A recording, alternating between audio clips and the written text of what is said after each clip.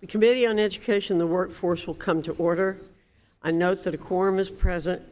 Without objection, the chair is authorized to call a recess at any time. Good morning, everyone, and welcome to today's hearing. On my first day as chairwoman of the Committee on Education and the Workforce this Congress, I made a promise to officials in the Biden administration. Think about investing in a parking space on Capitol Hill. You'll be here often. That's because I see congressional oversight as a primary duty of the committee. Secretary Cardona, I'm pleased you're the first administration official to make your statutorily mandated half-mile pilgrimage to the committee this Congress. Candidly, Mr. Secretary, I wish we could have you appear before us more often. In lieu of your presence, I've directed no less than 11 oversight letters to the Department of Education since the 118th Congress began. My first letter notified you of the department's obligation to provide timely and complete responses to committee oversight requests. Mr. Secretary, I wish this hearing was an endorsement of your department's cooperation with our request, so we could then proceed in good faith to the FY 2024 budget request. Instead, the department has engaged in disingenuous and misleading actions while being minimally responsive to congressional oversight. Article 1 vests the power of the purse in the Congress.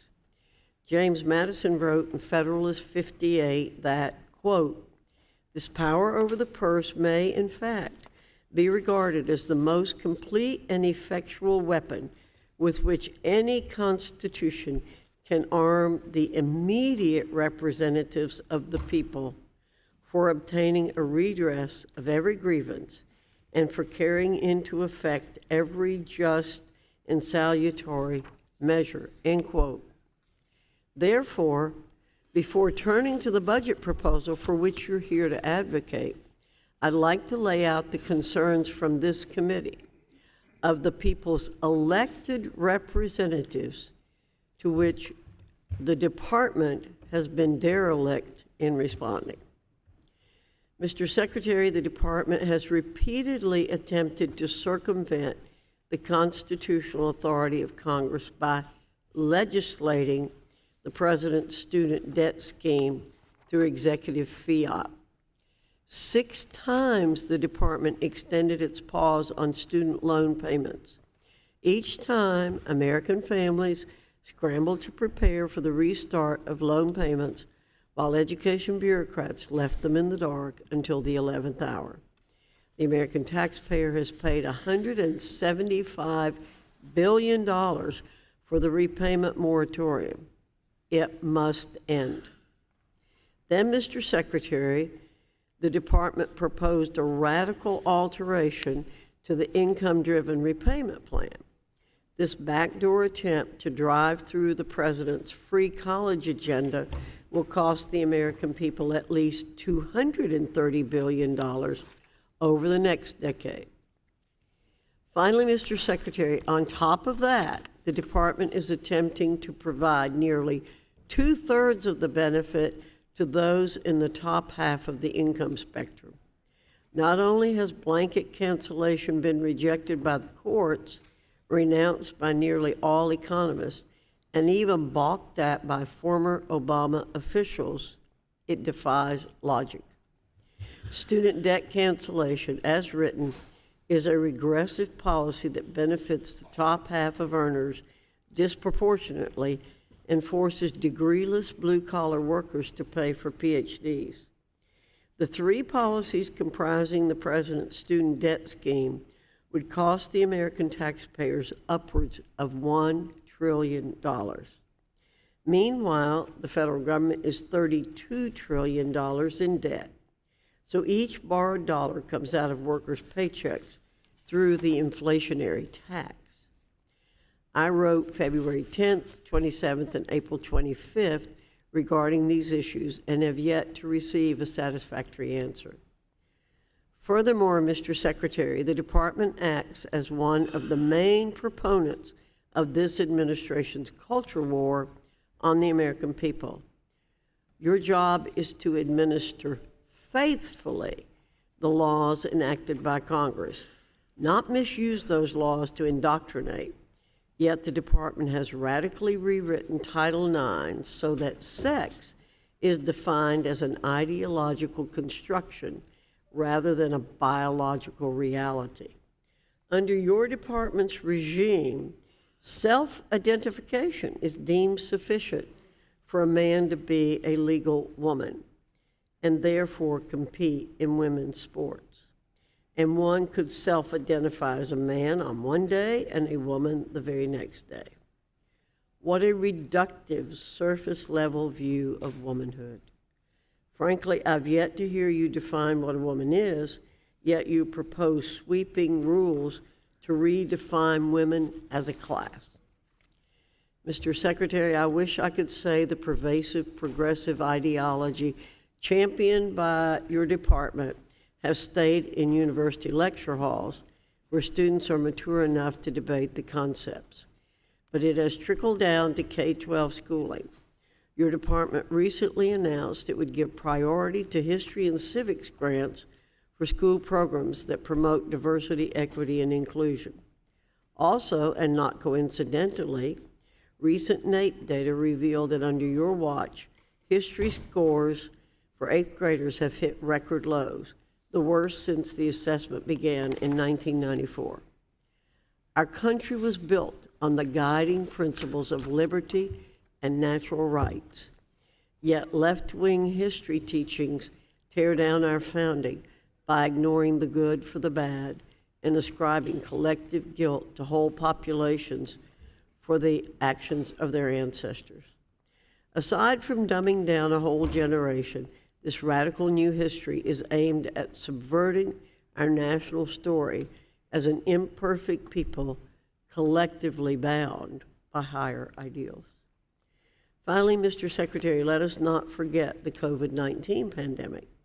By prolonging school closures at the behest of teachers' unions, your department made the single greatest education policy failure in our nation's history. You let students lose 20 years of progress in core curricula like math, reading, and history. It didn't take a scientific study to tell you that remote learning would crush K-12 progress. All it took was listening to parents.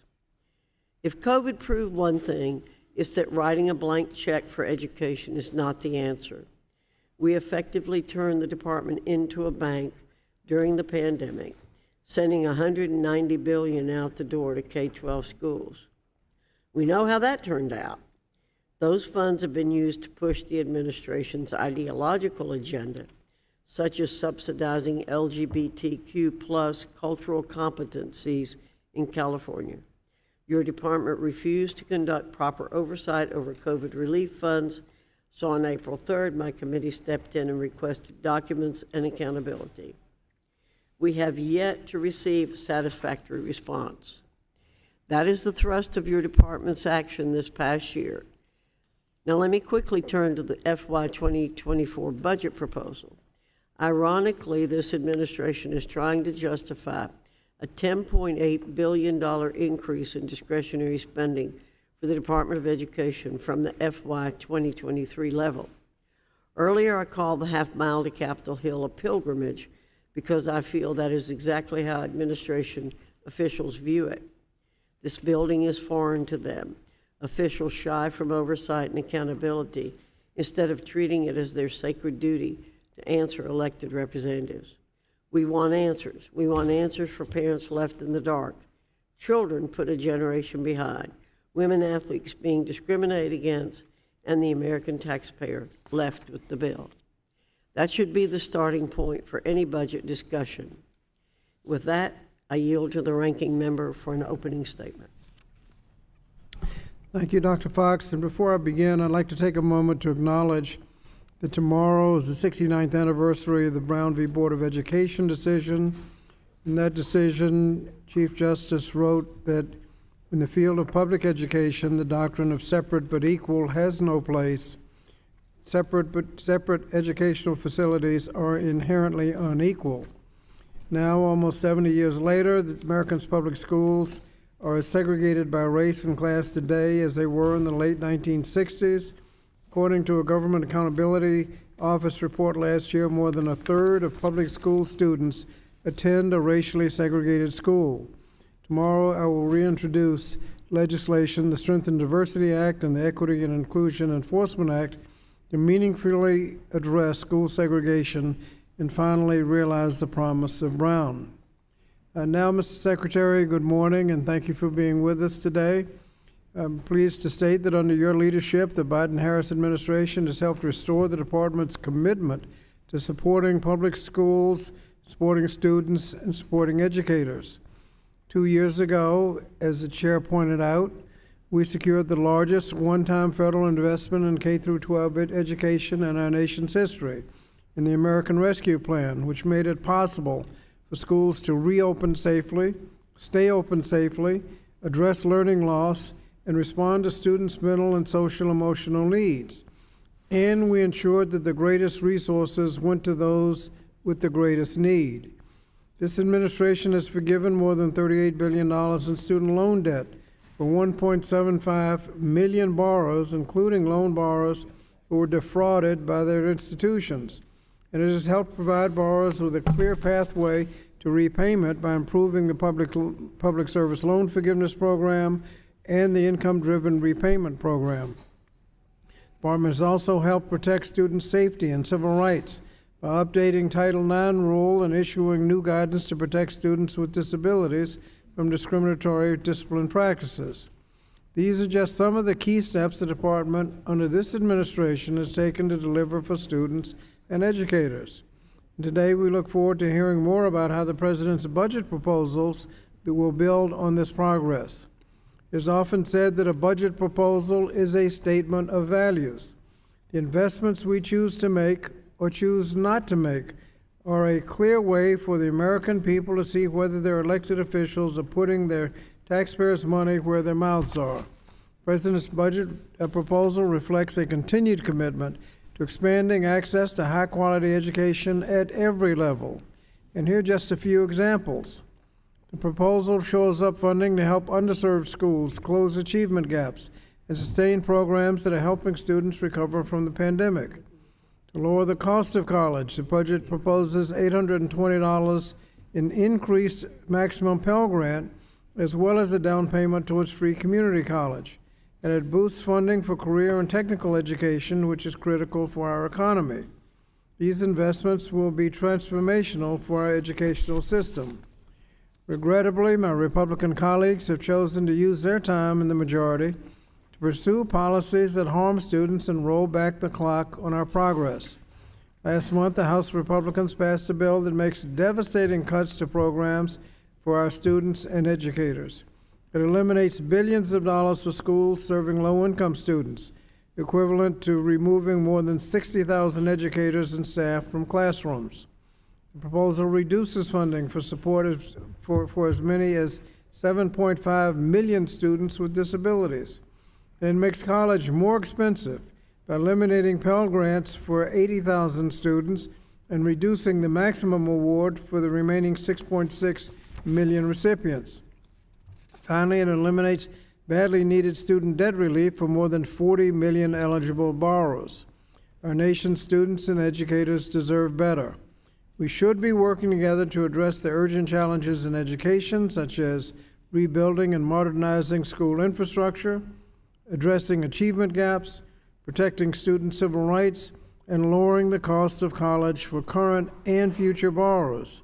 Committee Democrats have introduced and will continue to introduce legislation that will take key steps towards these goals. And simply put, when we invest in education, students can succeed. So thank you, Mr. Secretary, for your time and for your work to help every student access a high-quality education. Thank you, Madam Chair, and I yield back. Thank you, Mr. Scott. Pursuant to Committee Rule 8C, all members who wish to insert written statements into the record may do so by submitting them to the committee clerk electronically in Microsoft Word format by 5 p.m. 14 days after the date of the hearing, which is May 30, 2023. And without objection, the hearing record will remain open for 14 days. to allow such statements and other extraneous materials referenced during the hearing to be submitted for the official record. I now turn to the introduction of our distinguished witness. We have before us today the Honorable Miguel Cardona, who's Secretary of the U.S. Department of Education. Secretary Cardona, I recognize you for your verbal statement. Thank you. Good morning, Chairwoman Fox, Ranking Member Scott, and distinguished members of the committee. I'm pleased to join you today to testify on behalf of President Biden's fiscal year 2024 budget request for the Department of Education. I often say that investing in our children is as important as investing in our defense. It protects our future. It strengthens our society.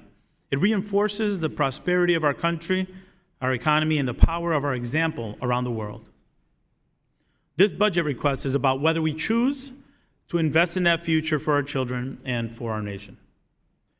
We can choose to invest in giving our children a strong foundation for learning right away by expanding high-quality preschool for more 4-year-olds across America. We can choose to invest in a better education for our students in Title I schools, where they can learn the fundamentals of reading, math, and other rigorous subjects they'll need to succeed in life, because those schools are able to tailor instruction and use data to provide one-on-one support thanks to $2.2 billion in additional funding. We can choose to invest in guaranteeing that our students will have highly qualified teachers with years of experience because we worked early to fully prepare, develop, and empower a strong and diverse educator workforce.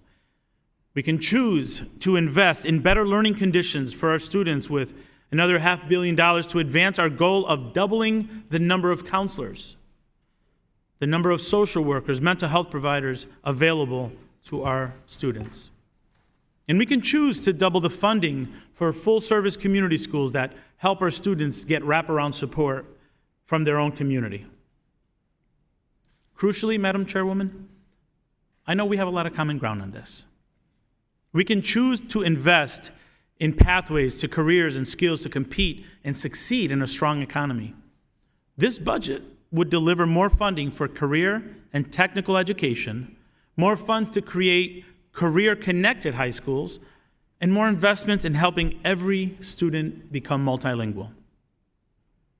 We can also choose to invest in making sure post-secondary education is inclusive and affordable for the many Americans who will benefit from a college credential or degree. That means increasing Pell Grants. It means investing in proven strategies that help students better afford college and succeed in earning a degree. It means supporting our HBCUs, our TCUs, and our MSIs. It means making universal community college a reality nationwide. So we have a choice to give our students. We have a choice to give them more, not less, with this budget. We have a choice to go back to a broken status quo or to raise the bar for education together. As we consider this budget request, let's appreciate that even as we respectfully disagree in some areas, we all believe passionately in the importance of giving our young people a brighter future. Let's acknowledge that we have many areas of common ground, from wanting our children to have a strong foundation in reading and math, to seeking more skills and career pathways for our young people. The choice we face now is whether we're going to build on common ground that we have to invest in our children or protect a broken status quo that is failing too many of our students. Now is not the time to break down in partisan or divisive culture wars.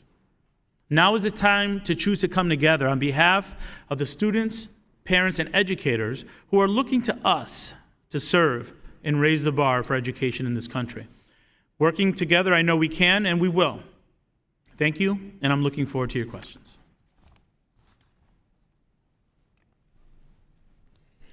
Thank you, Mr. Secretary, for staying within the time. Under Committee Rule 9, we will now question witnesses under the 5-minute rule. I will start by asking questions. Mr. Secretary, as I read through your statement, I saw only a passing reference to the restart of loan payments. You said the department was requesting $2.65 billion to administer FSA programs, quote, to support students and student loan borrowers as they navigate the financial aid application and student loan repayment processes. I and Subcommittee Chairman Owens wrote you on April 25th asking 12 questions about the readiness of the department and FSA for the restart. We've not received any answers. And last week in your testimony before the Senate Appropriations Committee, you said the department is preparing to restart federal student loan payments. Will you commit to no more extensions of the repayment pause? Thank you, Chairwoman Fox. As you know, the one-time targeted debt relief plan that President Biden proposed will provide up to 43 million Americans with some much-needed relief, but we recognize that the loan payment will be restarting, and as we said in the past, the Supreme Court decision, which we're eagerly awaiting, we feel positive that it's going to be a positive outcome. And you know I'm under a time constraint, so I'd Yes. like you to get real specific, okay? So are you going to pause any more the repayments? We communicated that after the Supreme Court decision is made, loan repayments will start within 60 days of the Okay. decision. So what are the specific interim and final action steps you've advised loan servicers to take in preparation for the restart?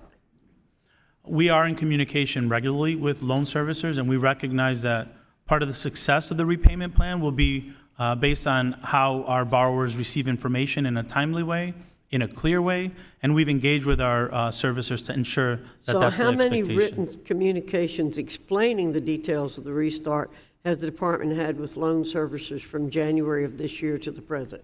Sure, my team is engaging with yours to provide that information, and we'll make sure that that information gets to you in a responsive way. Have either you or Mr. Cordray spoken directly with the loan servicers about the restart any time during the period January 2023 through the present?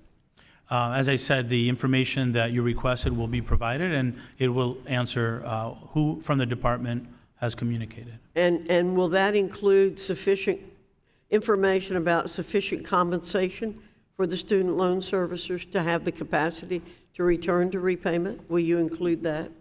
I will ensure that my team has this information that you're requesting, and while I don't have the information in front of me now, I'll tell you that we'll continue to act in good Okay. faith to be responsive. Isn't it true you've cut the service levels provided by servicers and the funding they receive by amending their current contracts, while at the same time you've extended those contracts through December 2024? Is that true? Chairwoman Fox, part of the request that we have here is to provide sufficient funding to make sure that we can provide good service to our borrowers.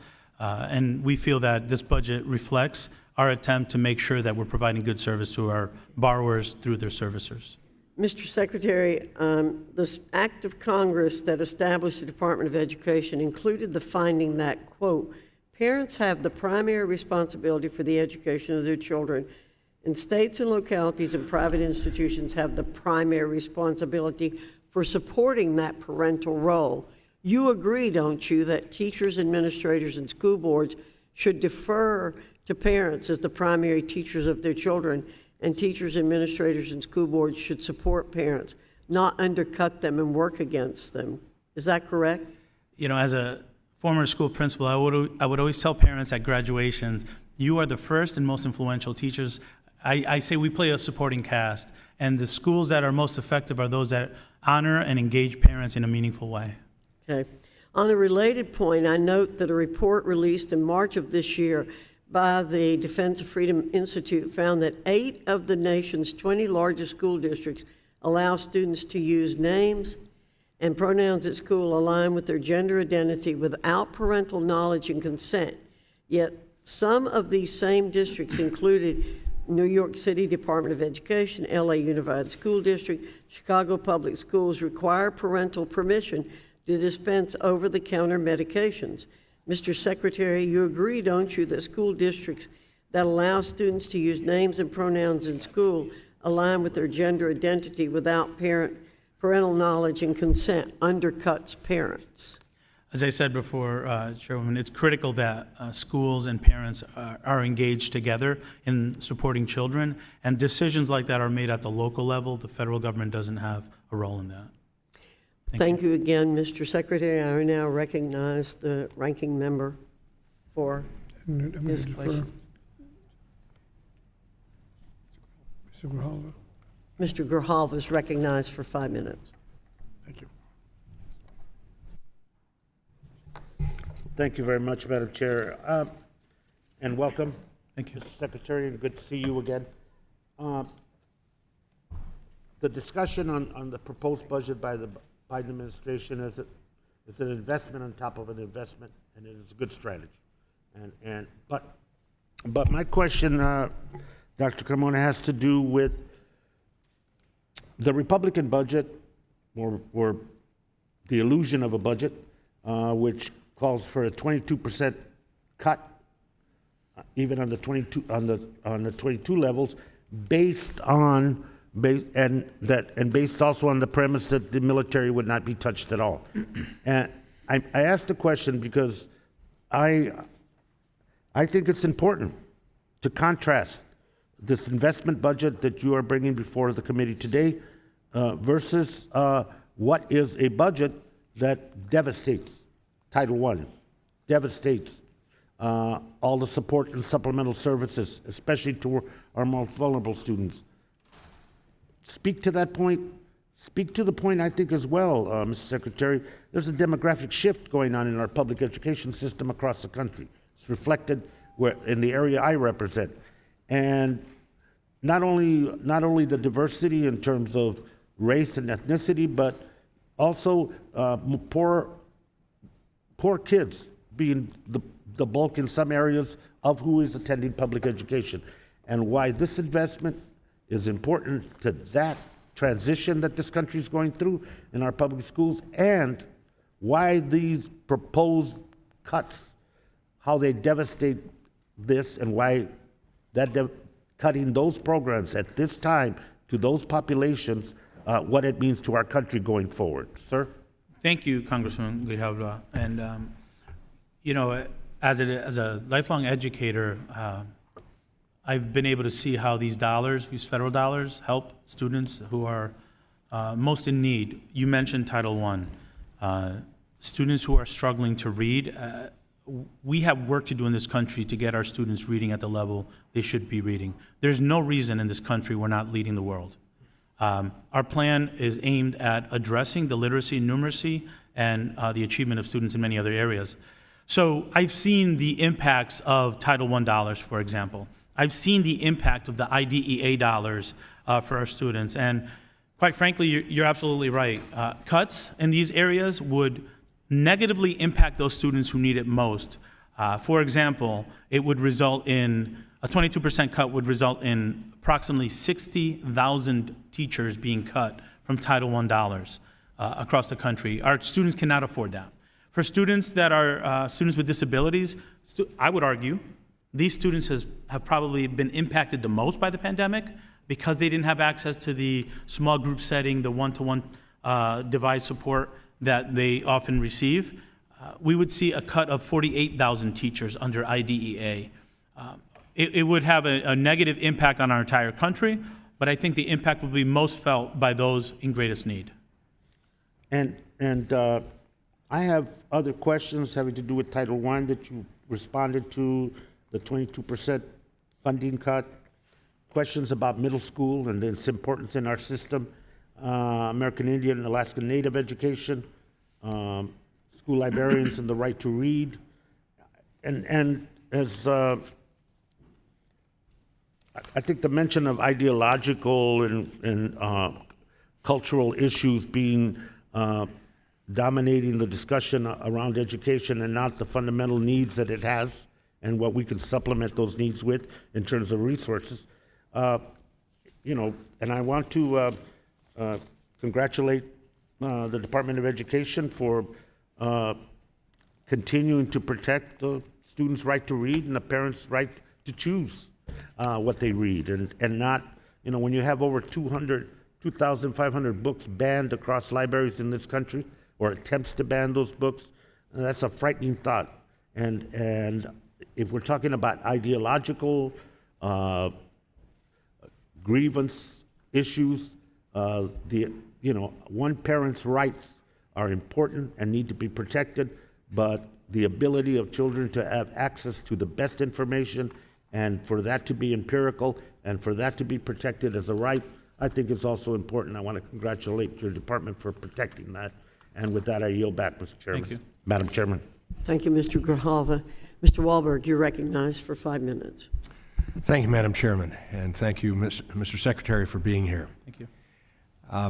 During the prolonged school closures caused by the pandemic and the outsized, and I say that again, outsized teacher union influence, many parents were able to get a window into their child's education like never before. It's about time.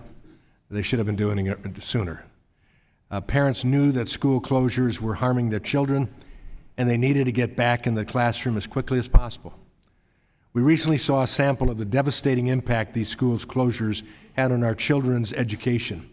In the nation's report card, student testing scores have declined in history, civics, reading, and math.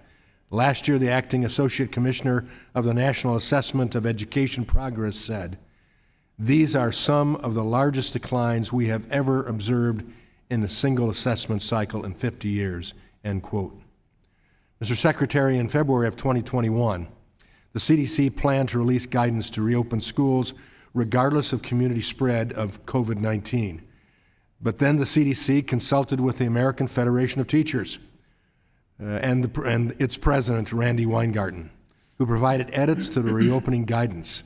These edits, according to CNN's Jake Tapper at the time, would have allowed schools serving 99% of children to potentially close. Mr. Secretary, we know how important in-person schooling is, and we know how devastating remote learning has been.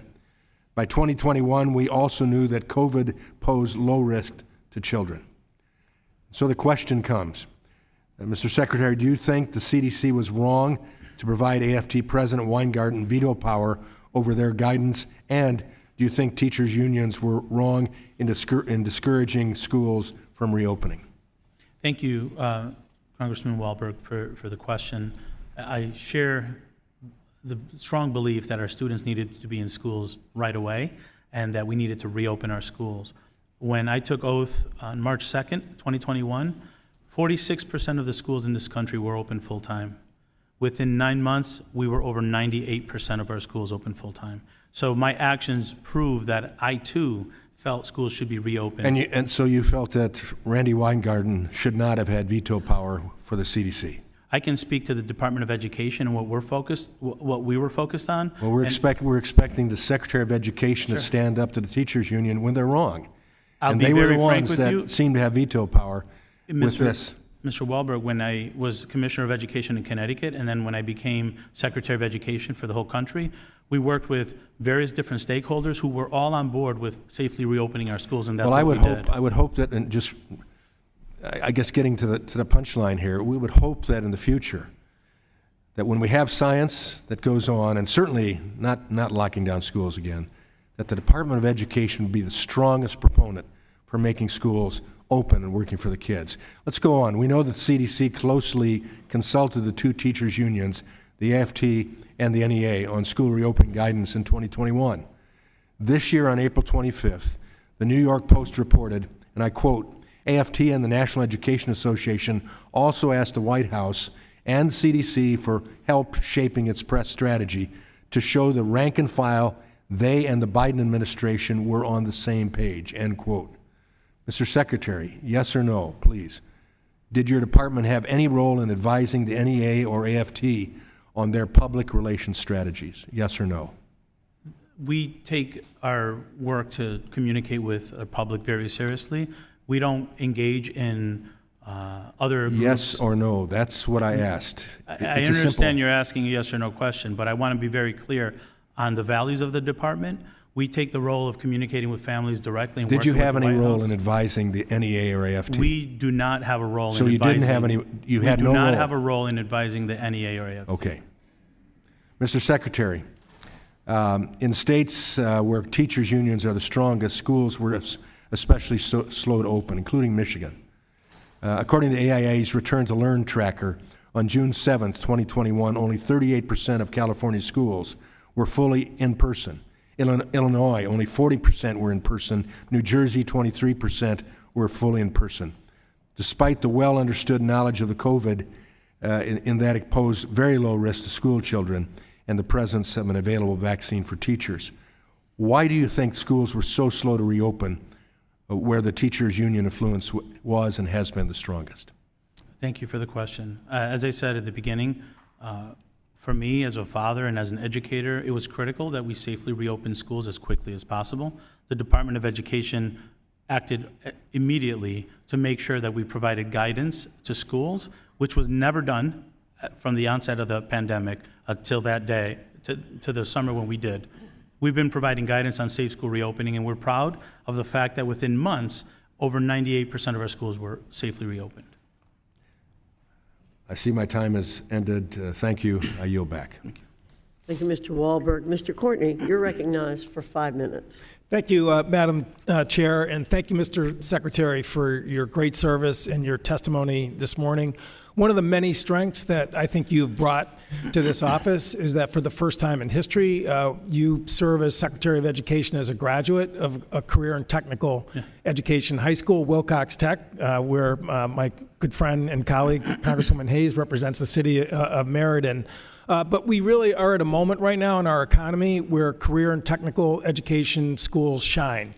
We have a 3.4% unemployment rate, 9.6 million job openings in the U.S. economy, and the mission and the curriculum of career and technical education is perfectly positioned to help close the skills gap to fill many of those positions. I had an opportunity to witness that a couple weeks ago at a National Signing Day ceremony at Norwich Tech High School in my district, where half the graduating class of Norwich Tech signed letters of intent with their parents, their teacher, and their new employer sitting right beside me. It was like NFL draft day with a packed auditorium cheering these kids on, signing up to be electricians, painters. A large portion of those were I think, as you know, signing letters of intent to go work at Electric Boat Shipyard, which this year has a hiring target of 5,750 people between Quonset Point, Rhode Island, and Groton, Connecticut, to fill the bill of Congress's increased demand for submarine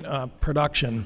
Again, you mentioned in your testimony that one of the workhorses of career and technical education, which is the federal Perkins Grant Program, received a $43 million increase in your budget, bringing it to a total of $1.5 billion, a historic level of federal investment in career and technical education. But as I heard that day in Norwich, they are turning away hundreds of kids who would love to take advantage of the benefit of career and technical education. And that's where your other initiative, the Career Connected High School program, which you mentioned, would, again, expand that curriculum out to comprehensive high school, something which you and I discussed during a visit there. Can you talk again about, this really, I think, surgical focus in terms of trying to address opportunities in our economy right now that young people could really benefit from? Thank you for that question. And I really feel strongly that this is an issue where we can come together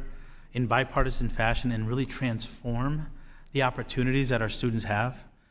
I think it's critical that we move to evolve our education system to be more responsive to the options that students are going to have when they graduate.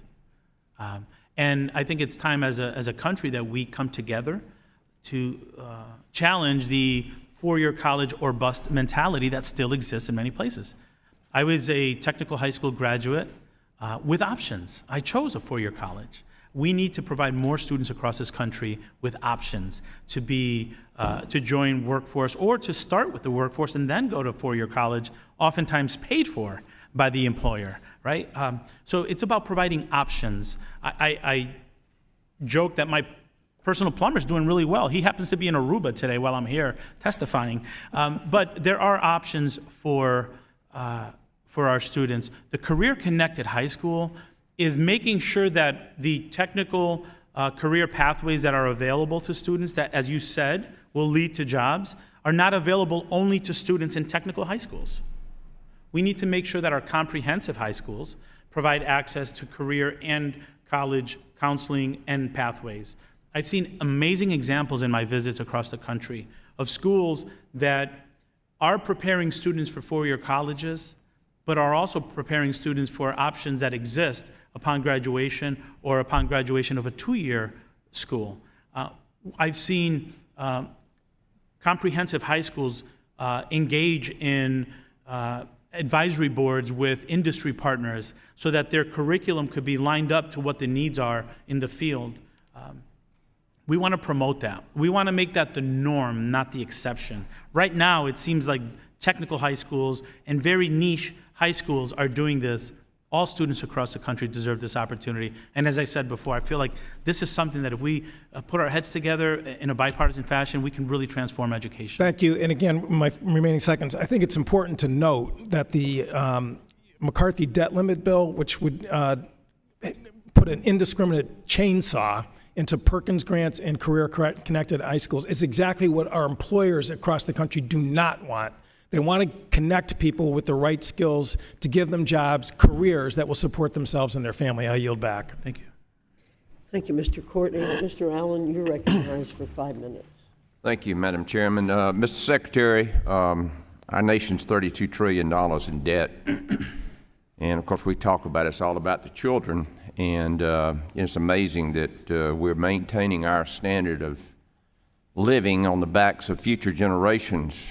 Even worse, the Department of Education is dead set on enacting costly programs like this mass student loan bailout. Student loan cancellation will cost every taxpayer in my district $3,527. Let me say that again. My constituents in the 12th District of Georgia now have to pay the federal government an additional $3,527 to cover the cost of someone else's student loan. Do you believe that canceling student loans will financially help Americans who never went to college? Yes or no?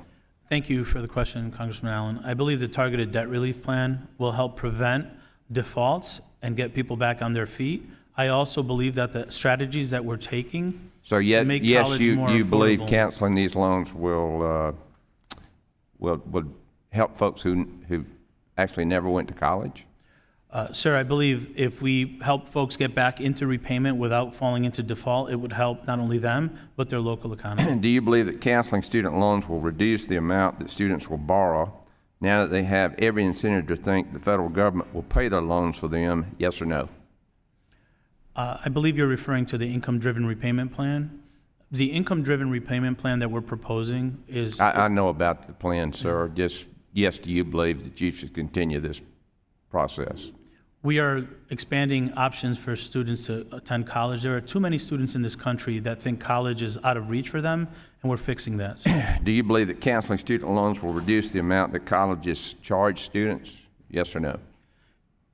in conjunction with our accountability measures and our efforts to make sure that we're holding colleges accountable for a good return on investment, I believe that we are working on making colleges more affordable. Yes, sir, but studies show that increasing subsidies to colleges and universities causes the cost of college to increase. And in fact, that's true under every federal program.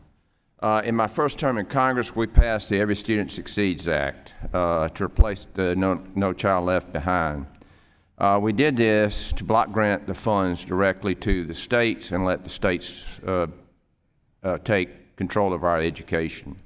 And we also did this to reduce the size, scope, and the budget of the Department of Education. President Biden's FY24 budget calls for an increase of $10.8 billion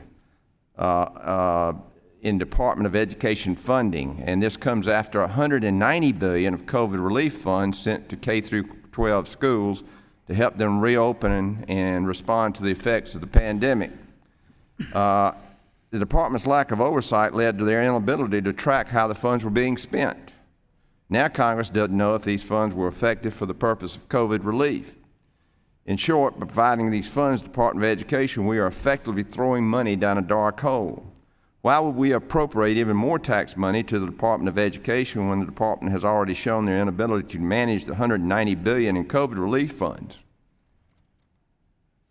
Sir, I know that the American Rescue Plan dollars were a lifeline to districts. In my visits to states, I've had parents, students, educators tell me that those dollars were the reason why students were able to re-engage. And I'm sure in your district as well, many students benefited from the Sir, I was American talking Rescue about Plan. the accountability of the funds. We have on our website, if you go to ed.gov, an ARP data transparency link so that it's very clear where the dollars are spent, and we engage regularly with each state to make sure that the dollars are going what they were intended. Well, by let me ask you Congress. this. Has the department taken any action to change their oversight protocol to ensure funds appropriated to them are being spent in ways that were intended? We take the fiscal responsibility very seriously, and we are engaging in processes that I'd be happy to have my team share with you very specifically what we're doing and how we're supporting states use the dollars to support students getting back into school, mental health supports, and academic recovery. Well, that's the reason I asked the question, is that we would like to explore that oversight. Mr. Secretary, the Biden administration's F-24 budget request proposes a new $200 million career-connected high schools competitive grant program. I've got 16 seconds. How are you going to get these funds to rural areas that don't have the expertise to apply for these grants? Thank you for that question. I know time is short. Happy to follow up. We have a rural community of practice. We are engaging proactively with our rural communities. They deserve the attention and access to the grants as well. Okay, please respond to that in depth so that we make sure Thank you. rural America benefits. And with that, I yield Thank you. back. Chairman Fox. Thank you, Mr. Allen. Mr. Sablon, you're recognized for 5 minutes. Thank you. Thank you very much, Madam Chair. Mr. Secretary Cardona, welcome once again. Good to see you, sir. Thank you for your service also, and so many of your great ideas, including the fact that Sablon, could you talk into the mic? My good colleagues, district, 110,100 borrowers would lose access to the PSLF and the student forgiveness. Secretary, it's really difficult to try and figure out how over 14 years I've tried to work as much as I can to get programs out to my SBO district, the Northern Mariana Islands, and now to see the impact of the proposal, the debt reduction proposal, where we all go back to fiscal year 2022 levels, over many programs, which many of my colleagues here will bring up today. But for me, Mr. Secretary, Secretary Cardona, the TRIO program is a long-standing program that provides direct support services for over 800,000 underserved students to promote post-secondary education success. In the Default on America bill, Republicans proposed to significantly slash programs' budgets by reverting to fiscal year 22 funding levels. What would this mean for the administration of the TRIO programs? How would students enrolled in TRIO experience this cut? Thank you for that question. Without question, the reduction to 22 levels would have a negative impact on all major programming. In particular, with TRIO programs, there would be a $262 million cut, and it would eliminate services for almost 200,000 students that would otherwise have access to TRIO programs and allow students to access higher education. And, Mr. Secretary, I bring up the TRIO program as an example. I come from a district where many of our population are below the poverty level. We need access to Title I programs, the Pell Grants, all of those different programs that go out there, including assistance in feeding our students for lunch, at least breakfast for those. All of those would be severely cut, and I don't know how we would address this. In my district alone, I'm talking about the Northern Mariana Islands. The impact there that's happening now is really significant for the government, let alone now if these cuts were to occur, or proposed cuts were to occur. This would have impacts on the several years ahead of us, bringing some of the investments we've already made at a loss. We can't move them forward, and we can't maintain them. So, and I know, Mr. Secretary, you brought up a lot of different things in some of your, including a letter that you really wrote, but tell me, is there anything more that you think we the department, our students, our teachers, our administrators can potentially lose. Sure. Thank you for that question. Look, I think it's important to contextualize this by framing it, investing in our schools is an investment in our students, right? And I likened it to a defense. To protect our future and the economic growth of this country, investments in our students in our schools is critical. Cuts would limit services. I mentioned career technical education, I mentioned TRIO. Mental health supports for our students. It's important to remember that we are in the middle of a youth mental health crisis. Cuts would remove 40 new grants and 300 existing programs that are providing support for students in their mental health. So when we think about these cuts, we have to put faces to these cuts. This would mean, you know, the data showed 1 in 3 high school girls over the last 3 years has considered suicide. 1 in 3. Cutting mental health supports now to levels lower than we currently have would mean that more high school girls would not have access to that mental health support that they need. So if we don't put faces to this, it's hard to understand the impact that would have on our country. Everyone's district, every student would suffer. IDEA, we have over 7.5 million students with disabilities who would not have the support that they would have had before. I can go on, sir, but I know that my time is up. Yeah, Devastating impact. Oh, no, thank you very much, Mr. Secretary. Madam Chair, are you back? Thank you. Thank you, Mr. Sablon. Mr. Owens, you're recognized for 5 minutes. Thank you, Secretary, for being here. I'm going to go back a little bit. My dad received his PhD in 1951 in soil science, agronomy. I received my biology and chemistry degree in '75 and in biology. I know you graduated in 2001. One of the things that we shared in common, my dad and I, even though there's a 24-year difference, is something called organic chemistry. And organic chemistry is a study of organic compounds, property, reactions, and predictability. In other words, it's order. Even though you graduated in a different study altogether, wouldn't you agree that changes in organic chemistry can't change because we wish it to be so?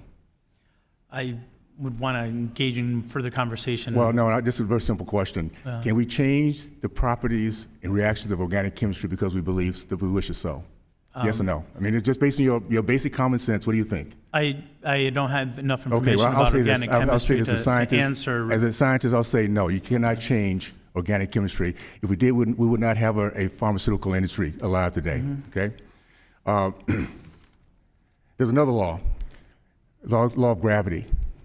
And I know that the Biden administration believes in executive orders, but let me just ask you this, based on equity, is it possible to change the law of gravity so blacks no longer are impacted by it? The answer is no. I'm not sure, Okay, sir, let me just say that my point is this. The law of gravity is one of God's laws. It's not going to change because we wish it so. Right. It's based on predictability. Now, I was a top athlete in high school. I went to the University of Miami, All-American, played in the NFL, All-Pro. And it was based on the fact, as a man, there's certain things we can predict about me, my chromosomes, DNA, hormones, muscle mass, bone mass. Would you say it would be fair for me, anytime in this process, from high school until 30 years old, that I had a chance to box or wrestle with your daughter, competing with your daughter? Thank you, Congressman. I think I understand now the line of questioning that you're getting to. Let me just be very clear here. Well, no, the question, I want to make sure I have just a few minutes here. The question is, would that be fair for me with what I just described as a man, because I decided I want to change myself to being a woman, that I can now compete against your daughter? Yeah, it's my responsibility and my privilege to make sure that all students All right. have access. Let me just say this. I'm sorry. Please just bear with me. Would you say, as an 18-year-old young man, that if me and some of my homeboys decided we wanted to be women, would it be okay for your daughter, for me to go into your daughter's bathroom to expose myself because I felt I was a woman? Would that be fair to your daughter? Congressman, By the way, I have 5 daughters, so I am very passionate about the questions I ask you right now, and I would think it would be no question in your mind as a father what these answers should be. There should not be hemming and hawing about this. Congressman, I'm there's telling your nothing, daughter now. there's nothing in our proposed Title IX regulations that determine how bathrooms should be used. Okay, all right, let's move on. There's something here I want to share with everybody. Sure. It's called the Cloud Pivot Strategy, something put in place back in 1966, and I hope Americans really pay attention to this.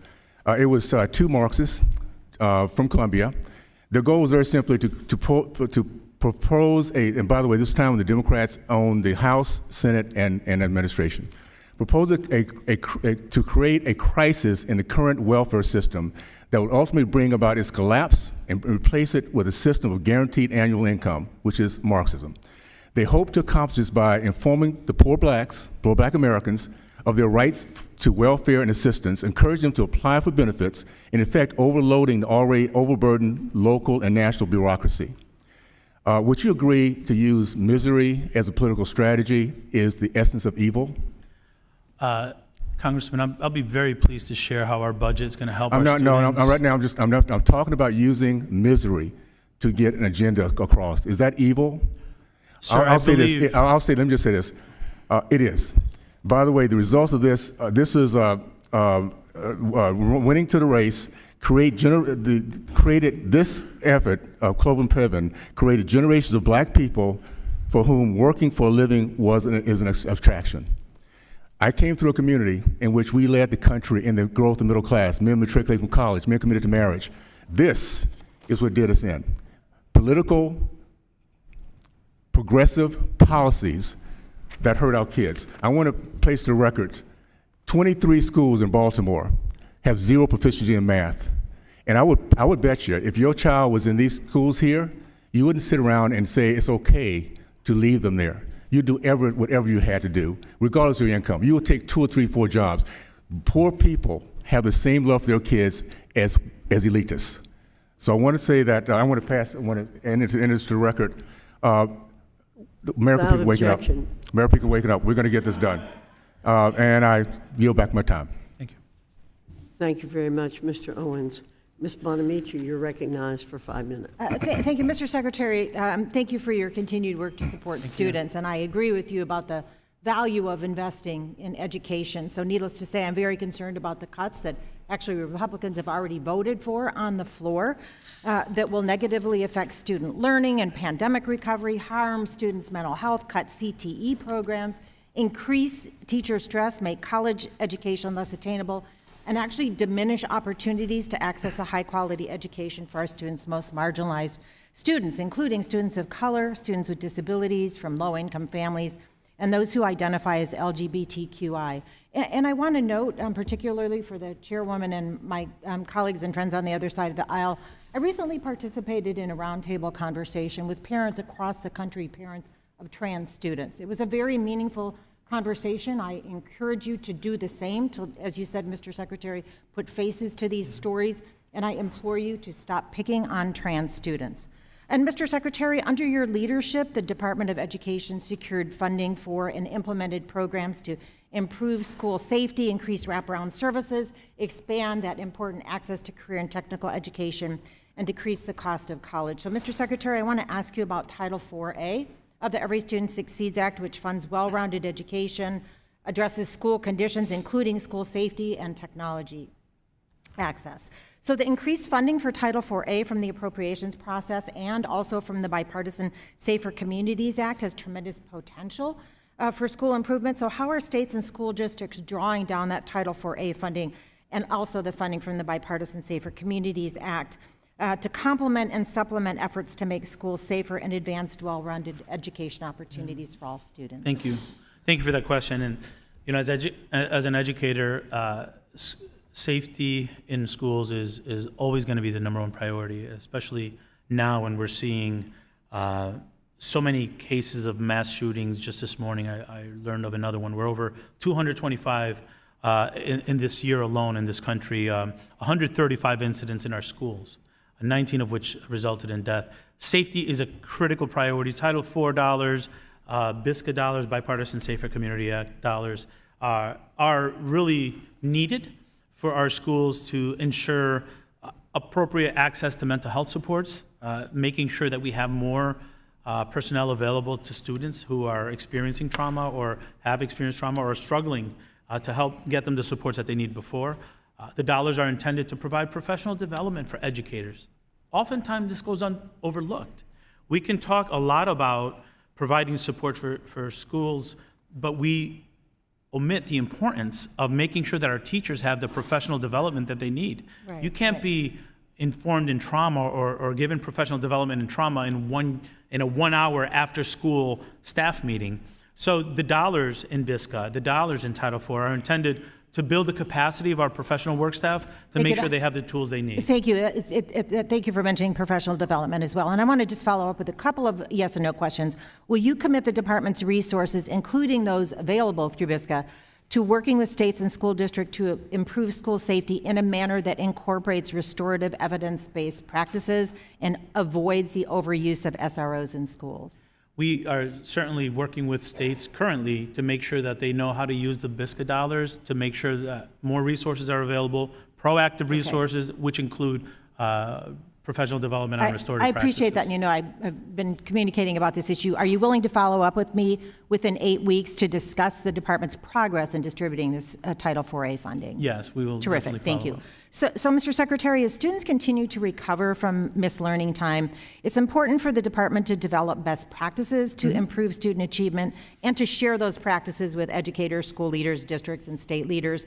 So how can the federal government and the Institute of Education Services pursue innovative solutions to address the effects of the pandemic on student learning?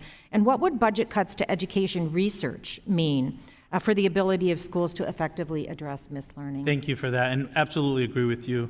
We learn best from each other. That's one thing that I learned as an educator, that oftentimes the best way to get learning to happen is to create conditions where folks are learning from each other on shared problems of practice.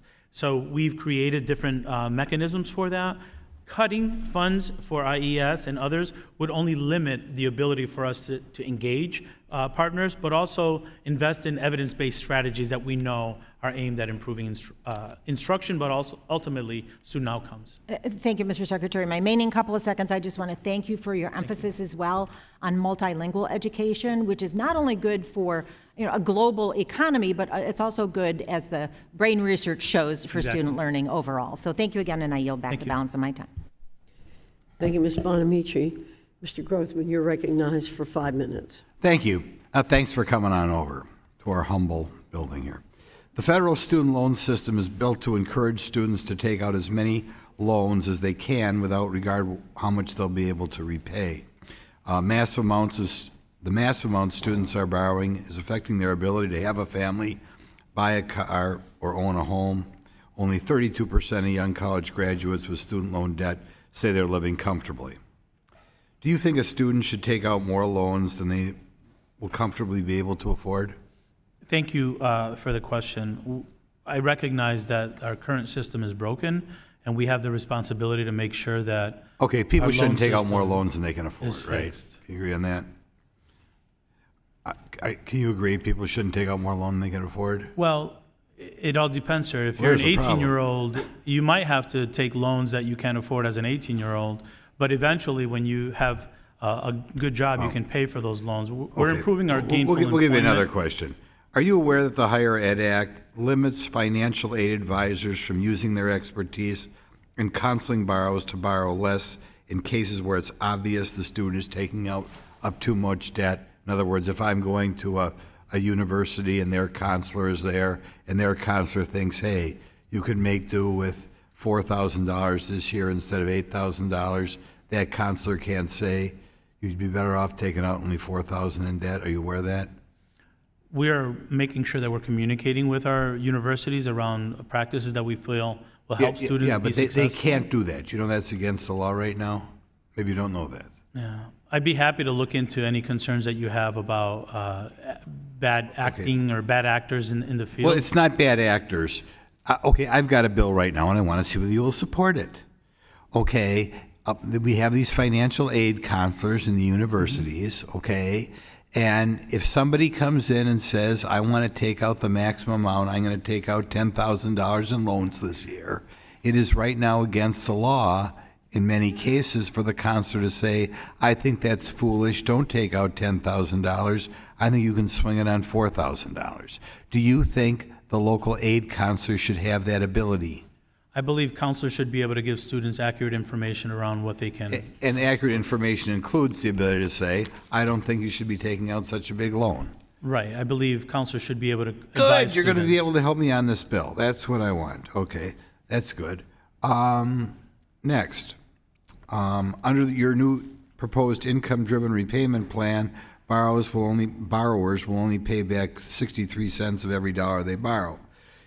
Moreover, according to an analysis by the Urban Institute, just 22% of undergraduate students will fully repay their loans.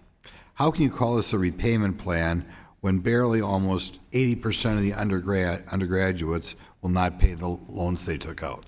The income-driven repayment plan, and I'm really excited about this, is going to open access to college for so many more students. And the goal is to make sure that they can pay their debt based on their income. As their income increases, their debt payment increases. Okay. I've seen too many students, sir, as a former educator, who've ruled out college, intelligent students who have tremendous potential, rule out college because of the fear of the cost. I'm proud that we're creating a pathway now for all students to feel comfortable and make sure that college costs are not the reason why they don't pursue higher education. Imagine the talent in this country that's going untapped, sir. Well, first of all, I'm just going to object for a second there. You are implying that if you don't go to college, your ability is untapped. I think that's a little bit snobby, in my opinion. I know so many wildly successful businessmen who don't go to college, who got a skill, they're in construction, they're in trucking, and to say that your potential is untapped because you didn't go to college, I think you're a little bit of snobbery there that I find offensive. But be that as it may, I want to talk a little bit about diversity because we hear a lot about diversity.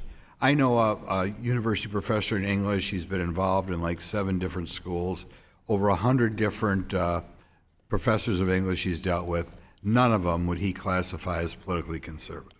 There was a study by Harvard, student newspaper study, that said only 6.4% of the people who responded were conservative-leaning after attending a private Ivy League institution. My friend's experience, does it concern you when you have that little diversity in ideology in major universities? Does that bother you? Some of my most influential and best teachers never attended college. Okay, well, good. I'm glad you got that right. We'll stop running down people who don't go to college, because I find they sometimes contribute a lot more to society than the people who did go to college. So that's good. But the question I have for you: does the lack of diversity in thought of the both of the professors and the college graduates, does that bother you? I am concerned also at some of the attacks on DEI, if that's what you're referencing, sir. Oh, Thank you, Mr. Grothman. Mr. Takano, you're recognized for 5 minutes. Thank you, Madam Chair. As someone who remembered my mother, me, yesterday, she never got a college degree, and she succeeded very well, but she had the good sense to tell me, you're going to college. Mr. Secretary, I share some of my colleagues on the other side's concern about the cost of higher education, the cost of post-secondary education, and that and part of the brokenness of the system is, more and more of the cost of going to school at higher ed is being borne by families. We've seen states subsidize public higher ed much less than it did several decades ago. And I also think that there are bad actors out there. I want to ask you about the Higher Education Act and the incentive compensation ban that was instituted several decades ago. What do you believe the congressional intent was behind this incentive compensation ban? I believe it was intended to limit the ability for compensation for services that were provided to students by third-party servicers. Well, would you agree that the incentive compensation ban was intended to prevent colleges from behaving in unscrupulous ways And do you know of some of the behaviors that Congress noticed in its hearings several decades ago about the behaviors that they were seeking to curb? I'm having a hard time hearing you. Can you repeat the question, Okay, please? I'm sorry. Can you, do you know some of the behaviors that Congress was attempting to curb with the incentive compensation ban? I believe some of the behaviors that were intended to be curbed were some of the behaviors of third-party servicers profiting or targeting students for programming that is less quality. Well, that might have been. I mean, are you familiar with online program managers? It's something that's emerged in the last 10 years. I am. They're known as OPMs. Are you aware that what many critics are saying about online program managers? These critics are alleging that these program managers are getting around the intent of the incentive compensation ban. I am aware of them. I believe that higher education institutions must be given the opportunity to evolve and meet the students where they are. There's an increased demand for flexibility in higher education. I think our higher education institutions are right to want to evolve to make sure they're meeting students where they are. With that said, we are in the process of ensuring greater oversight to make sure that they're being managed well, so that it doesn't result in what we've experienced with borrower defense and having upwards of $14 billion in loans discharged because students were taken advantage of by certain online predatory practices. Yeah, well, thank you. Thank you. Are you concerned at all about how the 2011 bundled services guidance by the Obama administration may have opened the door for abuses and opportunism by these online program managers? I'm aware that there have been concerns expressed and that there has been concerns expressed by my colleagues on the Hill about the potential negative impact on students, yes. Well, thank you for that. Critics are charging that students are being sold online programs that are deceptively marketed as equivalents of in-person programs on campus, typically financed with debt. Now, are you concerned that online program managers may be inducing colleges to set up these online programs as cash cows that mislead and target underserved students by aggressively extracting revenue and misrepresenting the value of these programs? We are currently in the process of rulemaking to make sure we put in the checks and balances that are needed while also giving colleges the opportunity to explore partnerships that recruit students differently and meet students' online needs the way students have asked for. Well, you know that Representatives DeLauro, Jayapal, and Mr. Bowman and myself in March, as public comment on the incentive compensation ban, we recently co-led a letter. Borrowers in a social work program offered through the tuition sharing agreement between the University of California and 2U, duly acting as a public company and an online program manager, were left with a median debt of $112,000, but the median salary for their degree was $52,000 2 years after their completion. I see my time is running out. I just want to make sure I got that information. And that's the sort of behavior we're concerned with and how this might be driving students to unsustainable debt. I yield back. Thank you, Mr. DeCano. Mr. Banks, you're recognized for 5 minutes. Mr. Secretary, in April 2021, your department proposed a rule incentivizing public schools to incorporate critical race theory in U.S. history and civics classes. The rule cited Ibram X. Kendi's work and the 1619 Project as examples of the sort of ideas that the department would promote. However, just 3 months later, you backtracked on the plan and released a watered-down, updated guidance that didn't mention Ibram X. Kendi or the 1619 Project. Mr. Secretary, why did the department remove references to Ibram X. Kendi and the 1619 Project in its updated guidance? Thank you, Congressman, for the question. We take the role of supporting our districts and schools very seriously, and we know that decisions around curricular materials are best left to local districts, and we'll continue to have that belief as we move forward. So the guidance was there telling teachers in schools, go teach about Ibram X. Kendi and 1619 Project. You took it out. Did you take it out because you decided ultimately that what they're teaching is inappropriate to teach our kids? Well, as I said, Congressman Banks, we take the role very seriously of what we have, and the federal government doesn't have a role in curriculum. But what we recognize and what you mentioned illustrates I'm asking whether or not it's appropriate. Mr. Kendi called Justice Amy Coney Barrett a white colonizer because she adopted 2 Haitian children.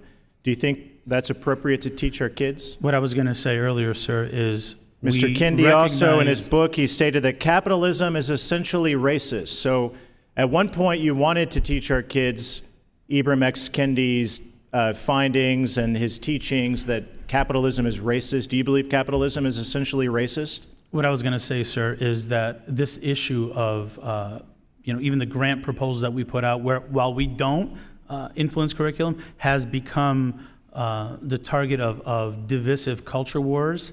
And we choose to stay above that and really focus on supporting our districts. I don't know and if our it's states. Ibram X. Kendi argued that white people created the AIDS virus. Is that divisive?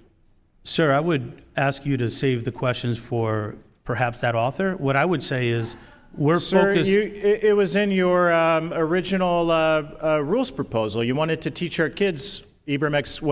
Kendi and the 1619 Project said. 1619 Project teaches that Abraham Lincoln is a white supremacist. Is Abraham Lincoln a white supremacist? Sir, again, you could choose to use your time to be divisive. I want to work together. Mr. Secretary, parents and students have asked me. In a rules proposal, you wanted to teach this garbage to our kids. You eventually backtracked on it.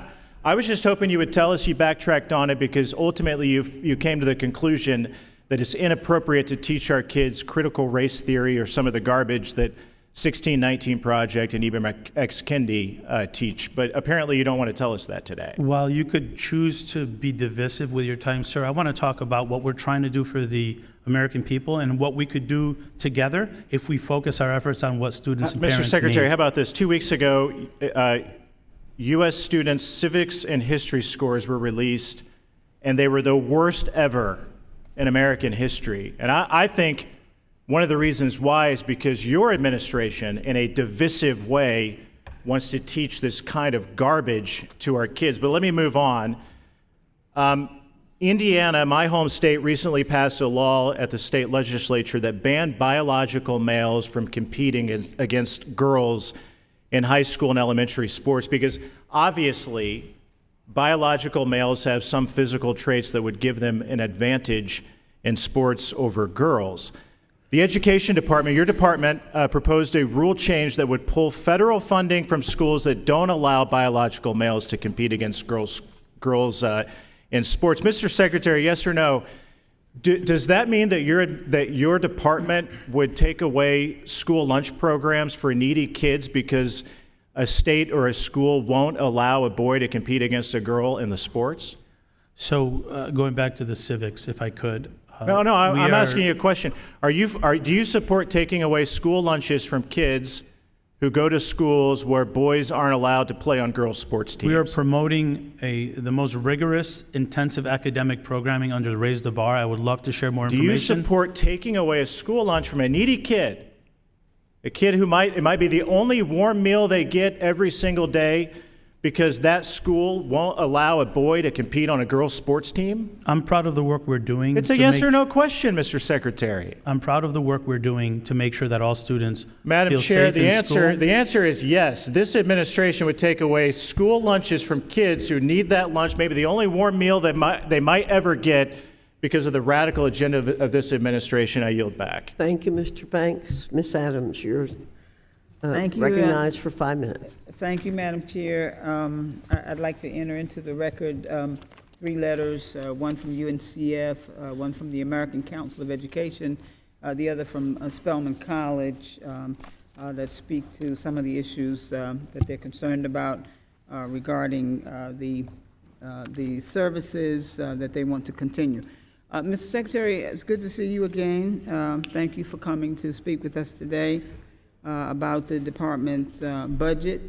And I'd invite you to come back to my district again sometime soon. It was a pleasure having you there to visit our historic JCSU and Paw Creek Elementary. Last year, we were proud to secure significant wins for minority-serving institutions and historically black colleges and universities in the federal omnibus, and several millions were allocated. It's a program that was originally included in the Ignite HBCU Excellence Act, and so I just want to ask you to just make a comment or two about the importance of investing in R&D infrastructure programs at our schools. Thank you for that. And without question,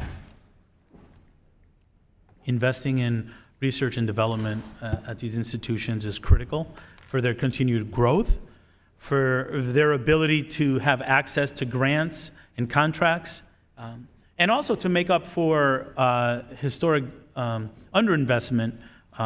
And we've seen our HBCUs welcome and take advantage of those dollars.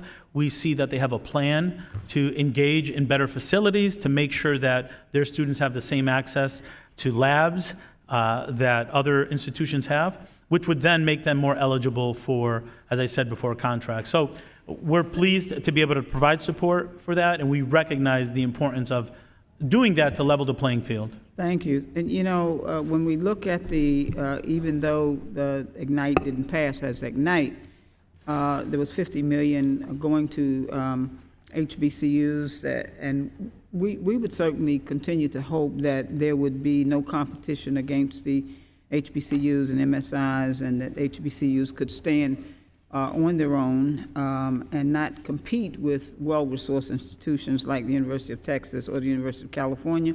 I'm curious about whether you have vetted your thinking with the experts of UNCF regarding this matter.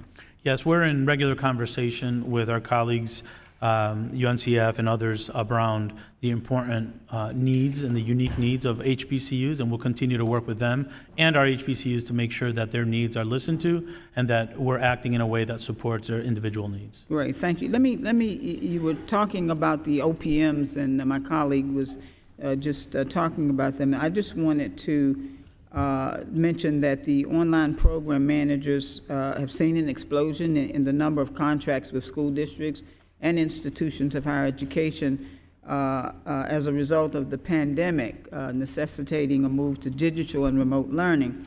UNCF and many HBCUs have expressed the importance of retaining the bundle services exception, and of course letters have been sent to you. These are the ones that we have just put into the record. So I hope that you would certainly continue to consider those requests. Let me ask you about the Department of Education on February 15 released two announcements. The first focused on incentive compensation guidance. The second sought to significantly expand the definition and the reach of third-party servicer oversight. And of course, again, these organizations that I've mentioned have continued to express concern about it. They've described the importance of the current contracting flexibilities with third-party higher education providers, and they've expressed support in preserving the 2011 guidance. And so has the department conducted an analysis of the impact or any changes to this guidance, and what those changes might have on minorities and underserving populations? Yes, thank you for that. We recognize that there are many different perspectives on this, and we want to make sure we're very thoughtful in considering the different perspectives, the different scenarios. As I said earlier, while I recognize that in many cases students are welcoming online opportunities, we also have to make sure that the oversight is there so that students are getting a good bang for their buck and a good return on investment for their education. So we're in that process, and we welcome feedback and comments from different perspectives, and we'll definitely take them into account. Thank you, Mr. Secretary, and thank you for your great work. Madam Chair, I yield back. Thank you. Thank you, Dr. Adams. Mr. Good, you're recognized for 5 minutes. Thank you, Madam Chairman, and thank you, Mr. Secretary, for being here. Mr. Secretary, 1 year ago before this committee, I asked you for an update on the implementation of A.G. Garland's October 2020 21 memo to the FBI asking them to investigate parents who are expressing concern about the education of their children in government schools, which their tax dollars are funding, as you know. And this is the same DOJ that arrests and jails peaceful pro-life protesters, that targets Catholic churches in Richmond, Virginia, near my district. You stated a year ago when I asked you about it that your staff may have received information on implementation of the memo, but you had not personally received that. It's now been a year. Have you since received an update on the implementation of A.G. Garland's memo directing the FBI to investigate parents? Thank you for the question. Are you asking me if I've received an update from? Yes. Have you received an update on that memo on what's the status of the FBI targeting or investigating parents who express their concerns at school board meetings? Have I received an update from my staff or from the DOJ? Have you what kind of an update have you received? What's the status? What's your understanding of the status of the FBI efforts to investigate parents who show up at school board meetings? There is no update of anything regarding that. There is no involvement in the NSBA letter from the Department of Education. And as a matter of fact, we strongly support engaging with families and parents, especially at the board level. You know, the subject of that memo in October of 21 was partnership among federal, state, and local, tribal, and territorial law enforcement to address threats against school administrators, board members, teachers, and staff. It begins with, in recent months, there's been a disturbing spike in harassment, intimidation, and threats of violence against school board administrators, board members, teachers, and staff who participate in the vital work of running our nation's public schools. Was that true? Sir, you're referencing a letter of 2 years ago. Was that true? Can you repeat that? Are you aware of this big upswing in violence and intimidation and threats directed at school board members, teachers, and staff? Was that true? I'm focusing now, sir, on making sure No, schools are getting... You can't verify that or confirm that, being the Secretary of Education, that that's true. Right now, sir, in 2023, our focus is in making sure that our school boards have enough dollars to provide the funding to their schools. Do you support A.G. Garland's directive targeting parents who show up and express their concerns at school board meetings? Sir, if you have questions for the Department of Justice, I would You are the Secretary of ask you Education. Do to... you support his memo targeting parents who show up at school board meetings to express their concern to their school board staff? I have complete confidence that our Department of Justice is well positioned So you don't support it, apparently. You're not saying you support that. I believe that they're well within the right to do what they feel is necessary. My focus is on... So you think we should turn over parents to law enforcement if they show up to school board meetings to express concern about what's happening in their kids' schools? Thank you. Let me tell you what I feel. I feel parents are critical partners in the process of educating their children. Do you think parents have primary responsibility for the education of their kids? Absolutely. Primary authority for the education of their kids? Absolutely. Okay, so when a parent shows up to a school board meeting to express concerns, do you think that the DOJ and the FBI ought to respond by targeting those parents?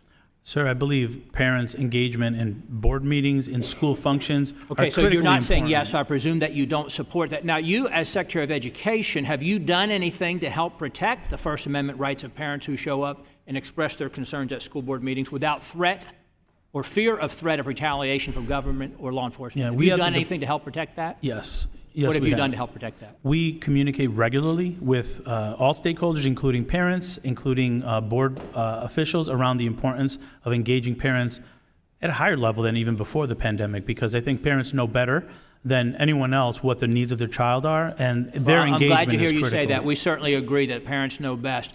This October 4 memo from 2.5 years ago, or a year and a half ago, is just another example of how this DOJ under A.G. Garland has become a politically focused, weaponized justice system. In fact, you see, in my office was recently made aware of a report that staff and associates of Loudoun County schools, gosh, they're in the national news all the time, aren't they? It's a classic textbook example of education gone awry here at the local level. But they have orchestrated a campaign of smear attacks, their school board, against and harassment and intimidation against local parents. Of course, as you probably know, they posted on Facebook. Threats against parents was in a Facebook group saying things like, this is school board, lives need to be ruined beyond repair. I'm so ready to show up with guns, LOL. Do you think it's appropriate for parents, for comments like this to be directed at parents? Parents have the right to communicate and be present at board meetings. I support parents communicating their thoughts and their displeasure. Would you support with an the investigation into this, what's happened in Loudoun County schools just recently? Would you support an investigation into that? We have the Office for Civil Rights that investigates if complaints are made, and we're happy to follow up on any complaints that are alleged. Would you support an investigation into this? If a complaint toward our Office for Civil Rights was filed, I would. Thank you very much. I Thank yield you. back, Madam Chairman. Thank you, Mr. Good. Ms. Jayapal, you're recognized for 5 minutes. Thank you, Madam Chair.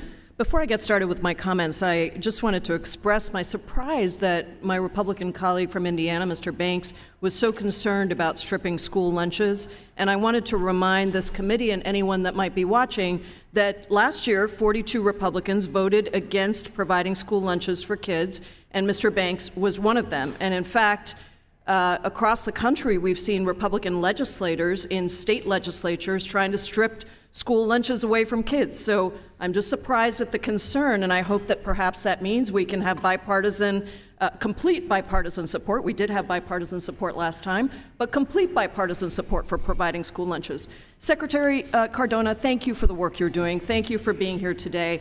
Higher education of all kinds is no longer affordable for many Americans.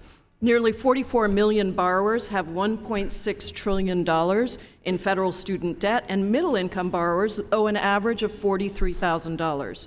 Recognizing this crisis, President Biden's student debt relief plan will cancel up to $20,000 in student debt for over 40 million borrowers from low and middle-income families. Despite these benefits to working families, my Republican colleagues want to stop this transformative plan.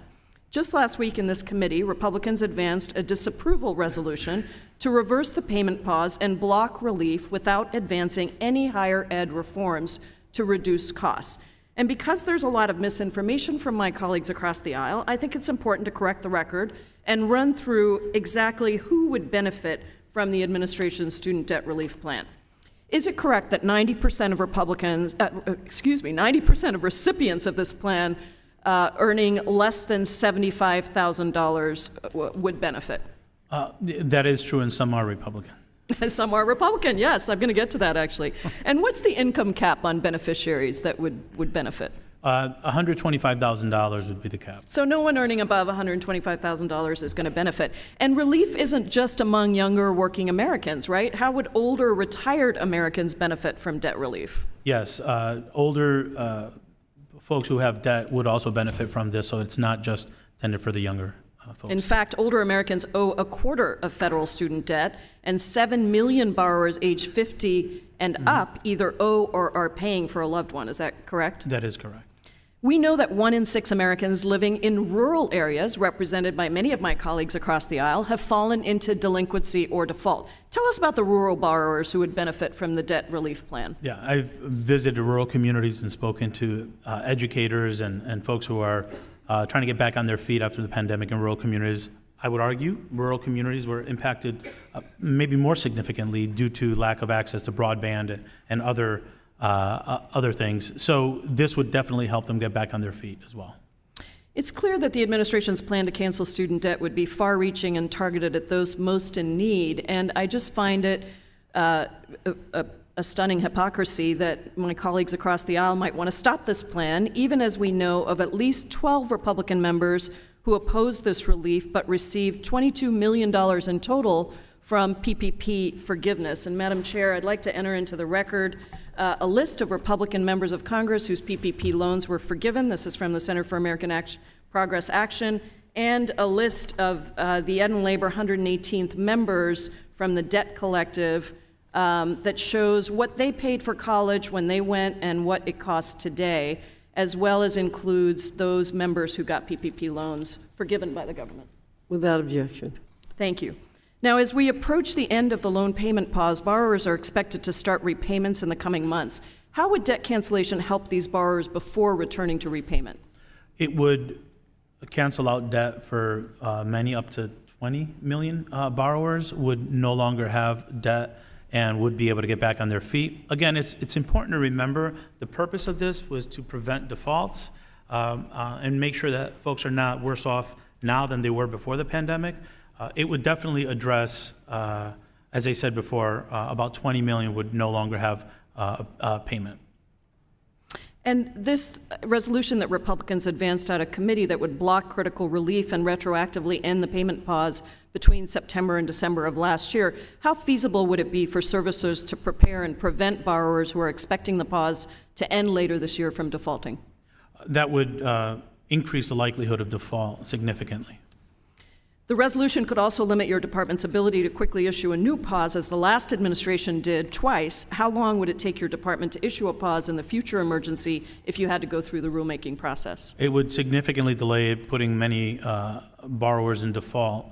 And it's important to remember that the actions here under the HEROES Act is consistent with what was done in the previous administration. We are using the HEROES authority that I'm given, and I use that waiver. There was no objection in the last administration. There shouldn't be any now. That's right. Thank you so much, Secretary Cardona. I really applaud the work you and your department have done and continue to do for all our students across the country. Madam Chair, I yield back. Thank you, Ms. Jayapal. Ms. McLean, you're recognized for 5 minutes. Thank you, Madam Chair, and thank you, Mr. Secretary, for being here. I'm just amazed. I hear my mom talking in the back of my brain. She's on that shoulder. She always said, Lisa, if you make a deal, you got to hold up your end of the bargain. And Lisa, if you have a right to something, you have an obligation as well. Seems like we want to pick up one end of the stick, but not the other. So I want to take a moment and just, since it's Mother's Day, and thank my mom for all the wisdom and guidance that she has given me on rights and responsibilities. And if you pick up one end of the stick, you pick up the other. So thanks, Mom. Switching gears a minute, in 2021, you had a hearing before this committee, and you said you believed all colleges, right, should be treated equally. Is that still your position? I do. Awesome.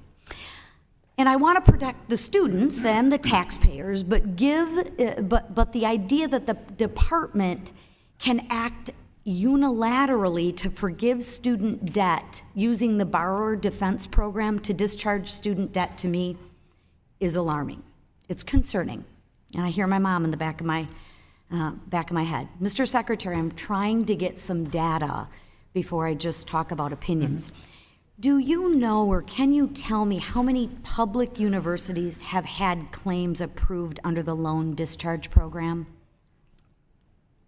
Are you saying the borrower defense Yeah. actions? Yeah, I can have my staff reach out to you with specifics about that, but the borrower defense is Wonderful. really protecting students from bad actors that are selling them. Absolutely. Yes. And I think there's bad actors in public universities, private universities. You're always going to find bad actors. I wish we were all perfect, but that's not the world we live in.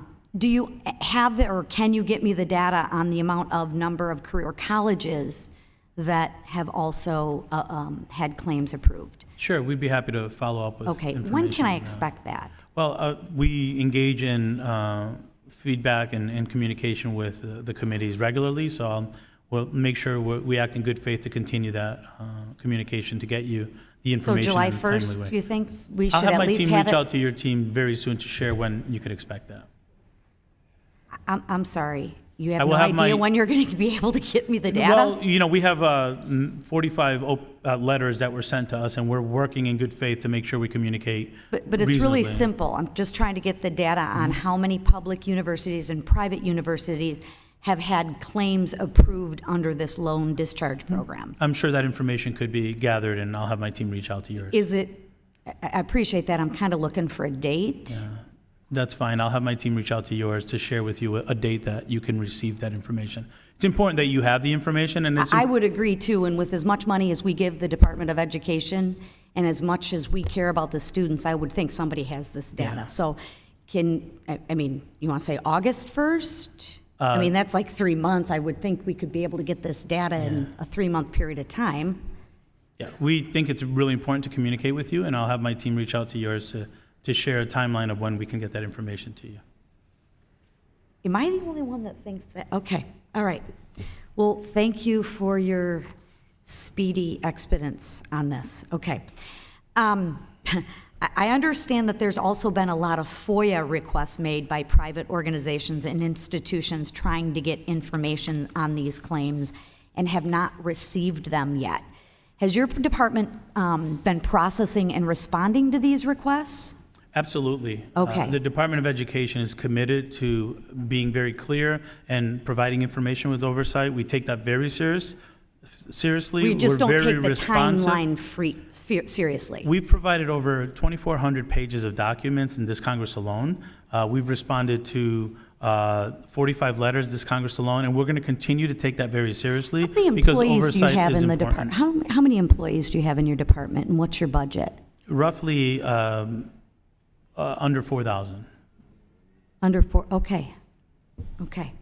So I'm going to take that as a yes. You have been processing and responding to these FOIA requests? We take that very seriously, and we have That's a been. great answer to a question I didn't ask. So can we just stick with the question? Yes or no? I mean, we learned that early in education. Has your department been processing and responding to the FOIA requests? Yes, they have. No, they haven't. I'll even accept an I don't know. Yeah, we take FOIA requests very seriously, and we have been responding. So yes. We take FOIA requests very seriously, and we have been responding. What color is your suit? I'd be happy to focus on our budget. Respect for the secretary. I'm just trying to figure out if we can answer a question. I'd be happy to All right. speak to Madam the Chair, I budget think as this well. information is vital, not only for the oversight role, but also to understand President's request for a 600% increase in the budget in the Student Financial Aid Office. I hope that you're willing to work with me to get this data from the department and get it in actually a timely fashion for the American taxpayers. So with that, Madam Chair, I yield back. Thank you, Ms. McLean. I intend to try to pursue this a little bit myself. Ms. Wild, you're recognized for 5 minutes. Thank you, Madam Chairwoman, and thank you, Secretary, for being here. And I have to applaud your patience and decorum throughout this hearing. As we sit here, primaries in my home state of Pennsylvania are taking place. And some of the most important races in Pennsylvania right now and across the country are school board races. And as I sit here, having already voted by mail, I'm hearing reports of people at polling places who are harassing voters with ridiculous claims, many of which are the same that you have heard talked about here, including claims of teachers grooming students and just so many outrageous claims that really, I think, do a disservice to public education in general, to the teaching profession. I feel as though your job and the job of our educators has been made much harder than it should be. Public education is just so important, and I really believe that you and the vast majority of our educators are incredibly committed and dedicated to the students and to the parents. I sit here as a mother of a 27 and 30-year-old, but I was involved in their parent-teacher organization throughout both of them being in elementary school, as were many other parents, mostly mothers. I was a working mother, made a point of being involved, and was never in any way impaired from being involved in my children's education, and was able to weigh in on, sit through classes, whatever needed to be done. And I would suggest that people's time could be used much more productively if they got involved in their children's schools, which is very much needed. But I'm sorry that this has become such a divisive and hostile issue. And it's not surprising that we are losing scores of teachers every single year at a time when we obviously need more. But I'm going to shift gears because we had the pleasure in Pennsylvania 7 of having you visit one of our wonderful 2 community colleges. We had a great day there, and I am a real fan of community college education. And what I'd like to hear from you is just some discussion of the advantages to our society at large, not just to students, but to our society at large, of providing affordable or preferably free community college education. Take it away. It really is just about opportunities. I really feel, and I've spoken to mayors, to governors, college presidents that recognize community colleges are really economic drivers for their community.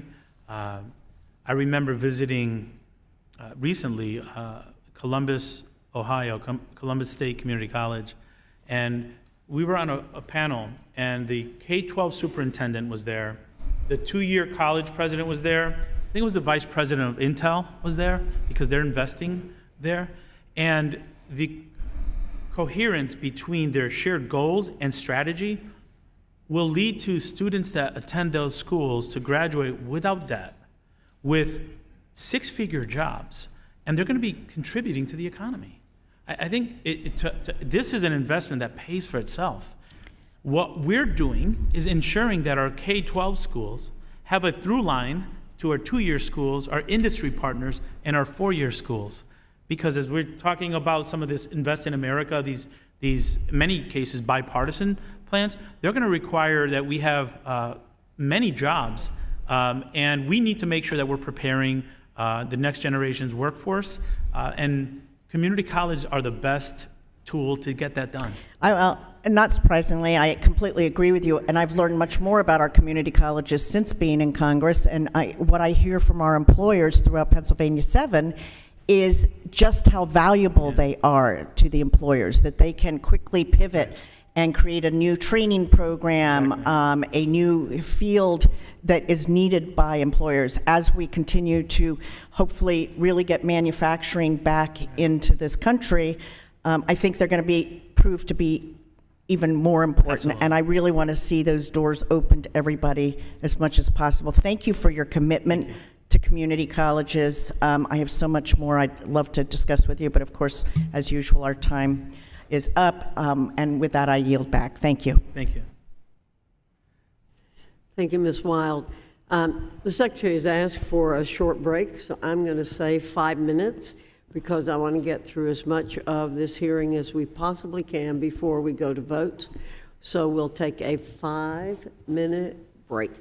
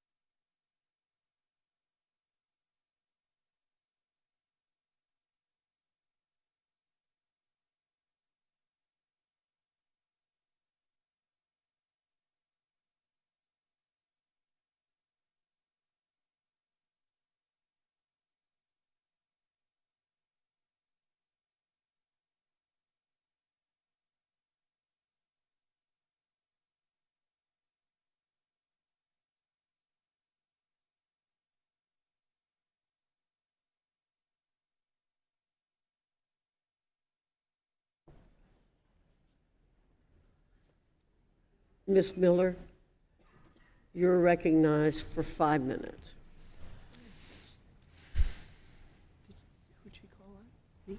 Okay. Thank you, Mr. Secretary. Hello. Why does the Biden administration believe our daughters should be forced to compete against biological men in high school sports?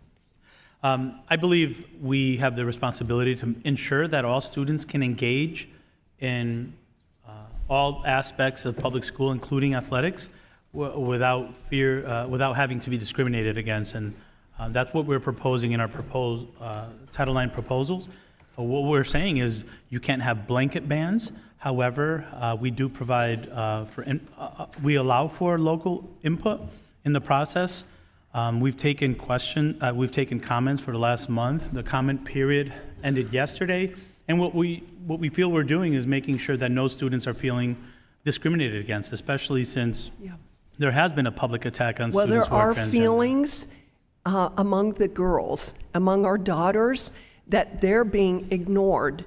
Title IX, the purpose of Title IX was to give our daughters opportunities to win championships and earn scholarships. And by ignoring this and allowing men into our girls' athletics, we are canceling those opportunities. And not only that, in some of our girls' sports like volleyball, they have been injured. If men can compete against our girls, it erases this ability. But anyway, I would like to get on to the bathrooms. We've got an issue here.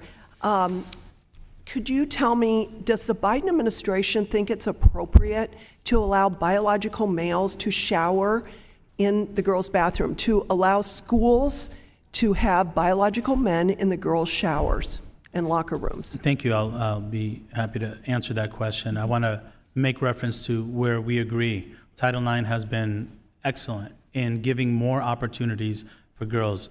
High school girl athletes have gone from 150,000 in 1972 when Title IX was passed to over 3 million today. So you're absolutely right. With regard, But they're very discouraged right now. I've talked to coaches and athletes. The girls are very discouraged when they spend years preparing and they are being canceled out by biological males being allowed to participate. But let's get on to the bathrooms, because that is a hot topic right now. And what we want to know is, does the Biden administration believe it's appropriate for schools to allow biological men in the girls' locker rooms and in their showers? so the athletics proposed rulemaking process is about athletic team eligibility. There's no language in there about bathrooms. Those decisions are made are made by local boards and local states. Sir, you're a policy setter. You put out guidance, and we have rules that are coming from you. And actually, I brought some with, and I'd like to enter them, Madam Chairwoman, into the record. Your own guidance that talks about bathroom policy, and actually multiple states have had to sue you to keep you from enforcing these policies. And you created this mess. It didn't just happen. But, okay, let's go on then. Can you say unequivocally that biological males should never be allowed in girls' locker rooms and showers? As I said just answer yes or no. Should they be allowed or should they not be allowed in there? As I said before, you're asking questions on something that we're not in our proposed rules. I would love to work with you on how we can take into consideration. Sir, you all created this mess. It didn't happen out of nowhere.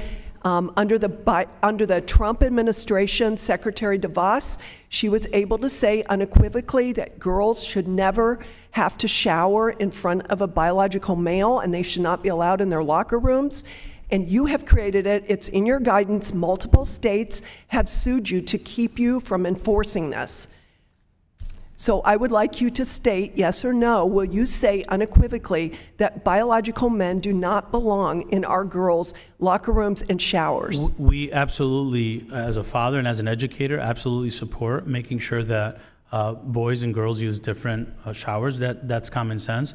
What I will say, though, is that we have the responsibility also to ensure that all students feel safe and welcome in their schools. Right. We want our girls to feel safe, and because of your guidance, your rules, the Biden administration's policies have been pushing this, creating this mess. We have multiple cases where girls have been assaulted, where they have been traumatized because there have been biological men in their locker rooms and showers. In my state of Illinois, and at Waterloo High School, girls were forced to use the nurse's office if they didn't want to share a bathroom with men, and then they were disciplined for not using the same bathroom. You are trying to dodge and conceal your position because you know parents are horrified that the Biden administration wants to force their daughters to compete against biological males in sports and shower with them in the bathrooms.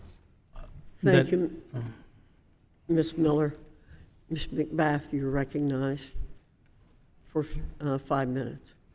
Thank you so much, Madam Chair. And Secretary Cardona, thank you so much for visiting with us once again today. And as much as Republicans want to say otherwise, you are not trying to break the system.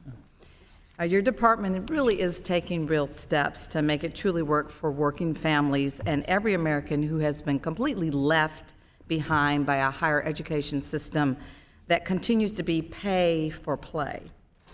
And I'm proud to stand by you and President Biden in our fight to make sure that our higher education system is more equitable, and I'm disappointed by efforts in Congress to roll back, all the important and just really popular steps that have been taken by your agency.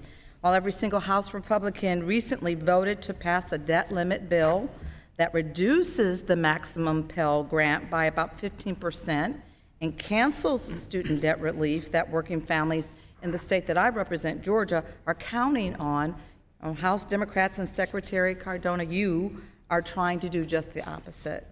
Instead of cutting programs like Pell and attempting to decrease the maximum award for the first time in over 30 years, we are trying to expand upon them.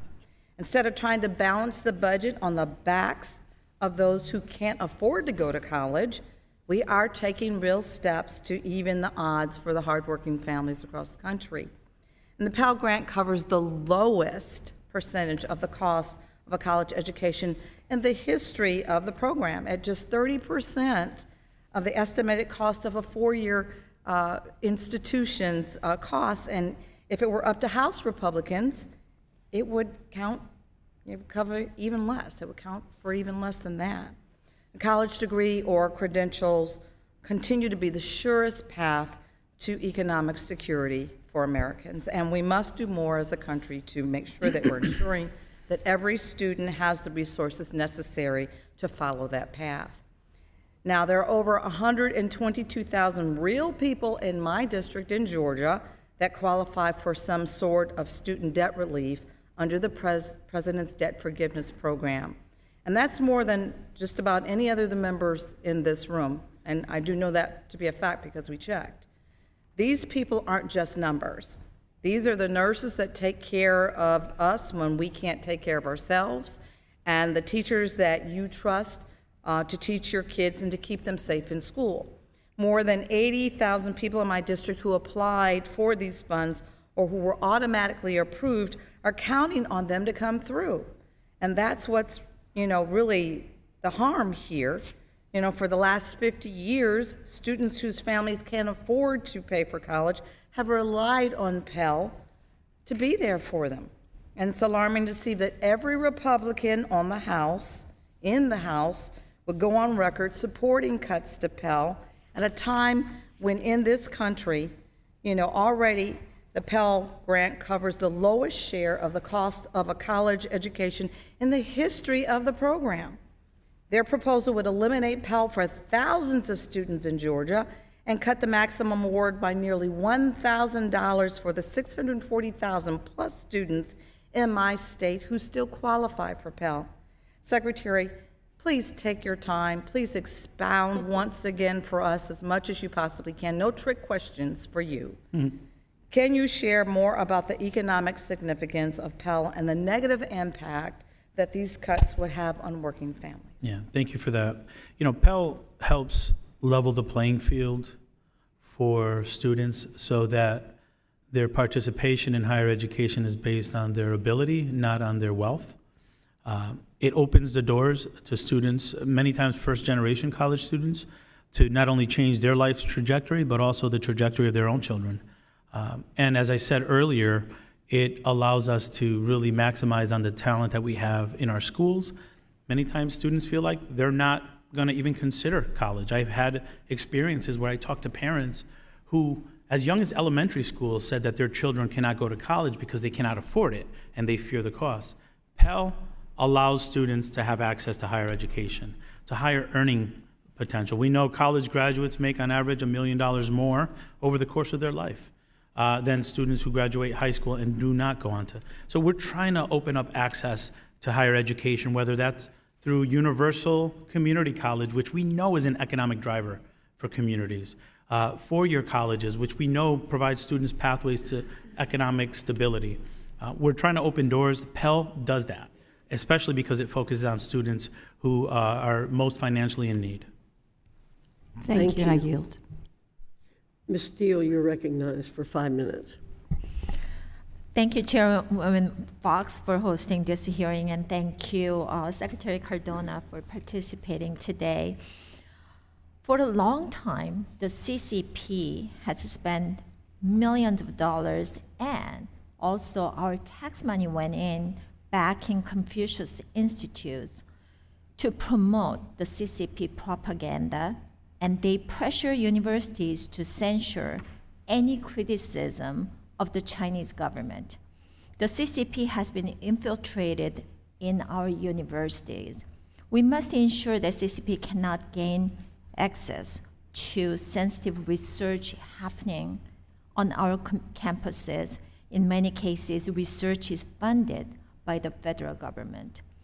I have legislation to identify and remove hostile actors that are deemed a foreign intelligence threat to higher education and set the reporting gift threshold from Section 117 to $5,000 or lower so that we may be aware of foreign investments in our universities.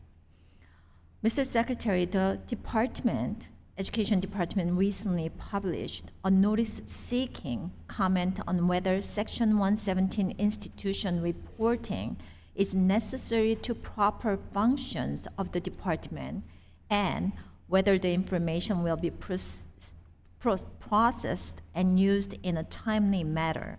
I understand that reporting foreign gift or donations is not a popular topic for institutions, but if information on foreign funding is now reported to the department, apart from releasing a new web page that serves as a repository for old guidance and increase for Section 117, how do we connect the dots to understand how our foreign adversaries are asserting their influence on college campuses? How does Biden administration propose to protect our sensitive research from our greatest adversaries? Thank you for the question, Congresswoman Steele. I agree with you wholeheartedly that this is an area of importance and that we must make sure we protect the intellectual property of the United States and our campuses from foreign threats, and we take those very seriously. We have improved the system for transparency and accountability under Section 117, and we are working really hard to ensure compliance of reporting, which has been in the books for 20 years, but hasn't really been kept up. We're proud that we have 34,000 filings of public gifts in the last 2 years, which is, we're on track to be the administration with the most filings. And this is all in part to demonstrate the importance we place on protecting American interests and reducing potential foreign influence on our college campuses. Seems like CCP's beliefs are stealing is faster and cheaper than they are actually working on their own technology, especially our universities, and they are inside of our universities and try to steal those researches, so it's really important. Mr. Secretary, I'm sure you would agree that it is essential to visit schools in person to learn firsthand how they are doing and what they they have.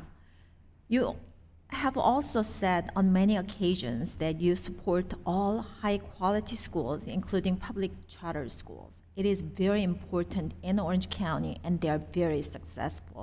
But to my knowledge, and please correct me if I'm wrong, you have never visited a charter school while Secretary of Education, even with half of the students in DC attending charter schools.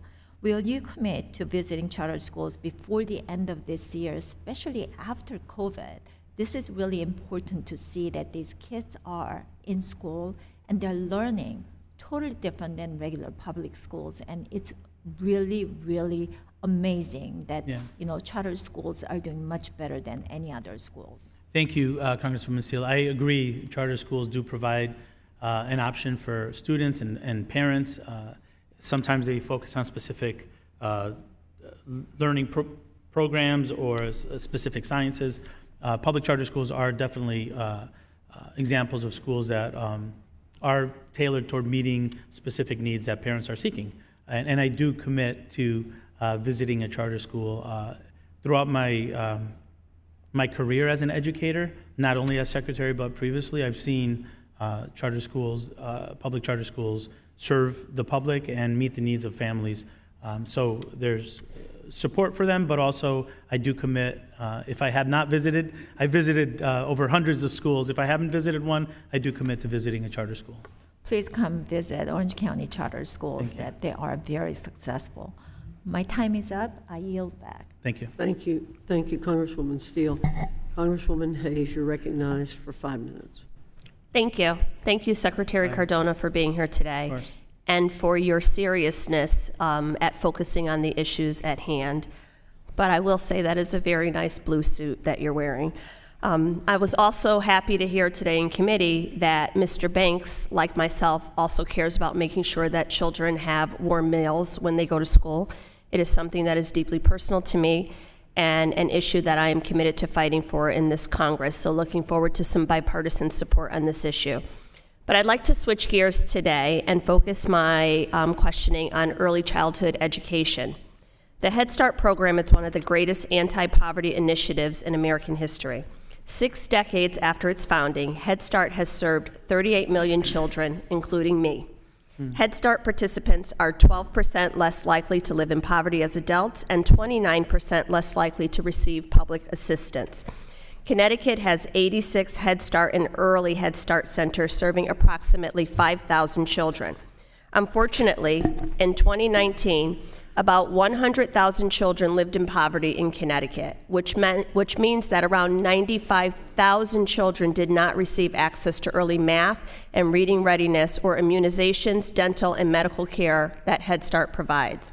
Nationally, only 10% of eligible children and their families have access to Head Start programs. In the fiscal 2024 budget, President Biden allocated $500 million for a demonstration program in the Department of Education to create or expand free, high-quality preschool in schools or community-based settings, including programs like Head Start, for children eligible to attend Title I schools. In the State of the Union, I was especially pleased to hear President Biden make the case for universal pre-K and raises in teachers' pay. He said, and I quote, "The way to put America back on top and create the best educated workforce is to make it so preschool for 3- and 4-year-olds is universal." Dr. Cardona, I know you understand that the earlier children attend school, the better their academic outcomes are, and the quicker parents can return to the workforce. Can you tell us about what policy the department is putting forth to improve access to pre-K for kids? Absolutely. Thank you for that. And as teachers that we are, we recognize and we saw in our classrooms the students who had access to it and the students who didn't. And oftentimes, the students who didn't required some level of intervention to catch up. We, as you mentioned, have in our budget a proposal for close to $500 million to expand preschool and early childhood experiences. And we at the department recognize that it's incumbent upon us to work with HHS to make sure that we're connecting the dots and that we're modeling what we want to see in our states. Early childhood education is critical, especially when it's connected to the K-12 system so that the experience that pre-kindergarten students have, whether that's run through HHS and their programs or the programs that are run in the community, are connected to the kindergarten program, so the students and educators the educators are communicating so that the student's experience is a positive one. We're big on the science of how children learn best. We know the science around how children learn best, play-based activities where they're using oral language. I can continue, but I'm sure you have other questions. It's an area of passion of mine. Well, no, but I would like to give you some time to address the outlandish statement that was made on this committee today. Quote, "If me and my homeboys decided to become girls and expose ourselves to your daughter, how would you feel about that?" End quote. I just want to say it for the record that no Democrat, no functioning adult wants that. And you, Dr. Cardona, as a public school teacher, a public school administrator, as the parent of public school children, can you tell us what policies the department is putting forth to support all students who attend our schools? Right. Well, some of those comments, I think, are doing exactly what I warned us. We should be focusing on what the American people are asking us for. They're not asking for divisive comments. They're asking us to work together. Student safety is of primary importance. Making sure that students are accepted in schools and acknowledged for who they are is critically important. In this country, we're seeing a lot of attacks on specific students, especially students who have already experienced the most need for mental health support. So we need to stand up for all students and make sure that all students have a place in our schools. Thank you, Dr. Cardona, and I appreciate you bringing forth data that talked about the rates of student suicide, because I've been one of those teachers on the receiving end of just heartbreaking stories when students are breaking down and saying that they just don't know what to do next. And many teachers around this country are the ones who pull those students back. So again, thank you for your time. I yield back. Thank you. Thank you. Mr. Bean, you're recognized for 5 minutes. A very good afternoon. Thank you very much, Madam Chair. Good afternoon, E and W Committee, and Mr. Secretary, welcome. We're glad to have you here. Thank you. You said a couple things that I am with you on. One is we need to raise the bar in education, and two, you said that parents know their kids best. A couple of weeks ago, at the very same table that you are sitting there now, we heard from education experts and actual students that said the biggest thing that we can do to raise the bar and empower parents and kids is give school choice, give choice to parents to determine what's best for their kids. And we heard some dramatic minority students who have overcome just significant obstacles in life. And then there's the Opportunity Scholarship program right here in DC that's just turned it in some great numbers. 93% of kids in that program graduate from high school. 90% go on to college. It's 94% are minority, and the audience is about $25,000 a year. What are we doing to promote choice? Yeah, thank you, Congressman Bean. I, as a parent, do feel that I should have decisions to make about my child's education. I am a student. When I was in high school, I chose a technical high school, so I had choice. I'm a product of having choice. So I'm in favor of that, and I certainly feel that parents should be able to make decisions about. Does your budget reflect choice? Are we given an encouraging choice of charter schools and private schools? Yeah, we haven't reduced funding for public charter schools, and we recognize that those are parents' choice. What I'm not in favor of, sir, is using dollars that are intended to elevate or raise the bar, as we call it, public school programming, so that the funding goes to private school vouchers. Because what ends up happening is we're already having a teacher shortage. If you start taking dollars away from the local public school, those schools are going to be worse. But how long is too long? We've heard of our civics scores are the worst ever. Yeah. We've heard that learning loss now is permeating the land, except for the free state of Florida, which we're doing really well in because we open schools a lot faster than others.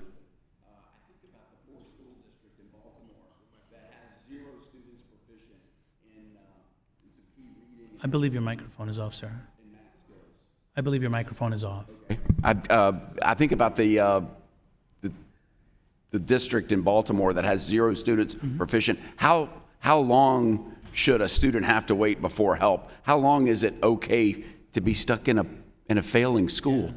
I agree with you. The sense of urgency that I have as Secretary of Education could be illustrated by some of the strategies we've taken to make sure that the dollars are being spent to reopen schools. It's a shame the rich people are already left, but the minority students, the people without means are the ones struggling in those schools, so we need to offer them hope. You said we treated all colleges the same, or all colleges the same, but proprietary schools right now are taking it on the chin.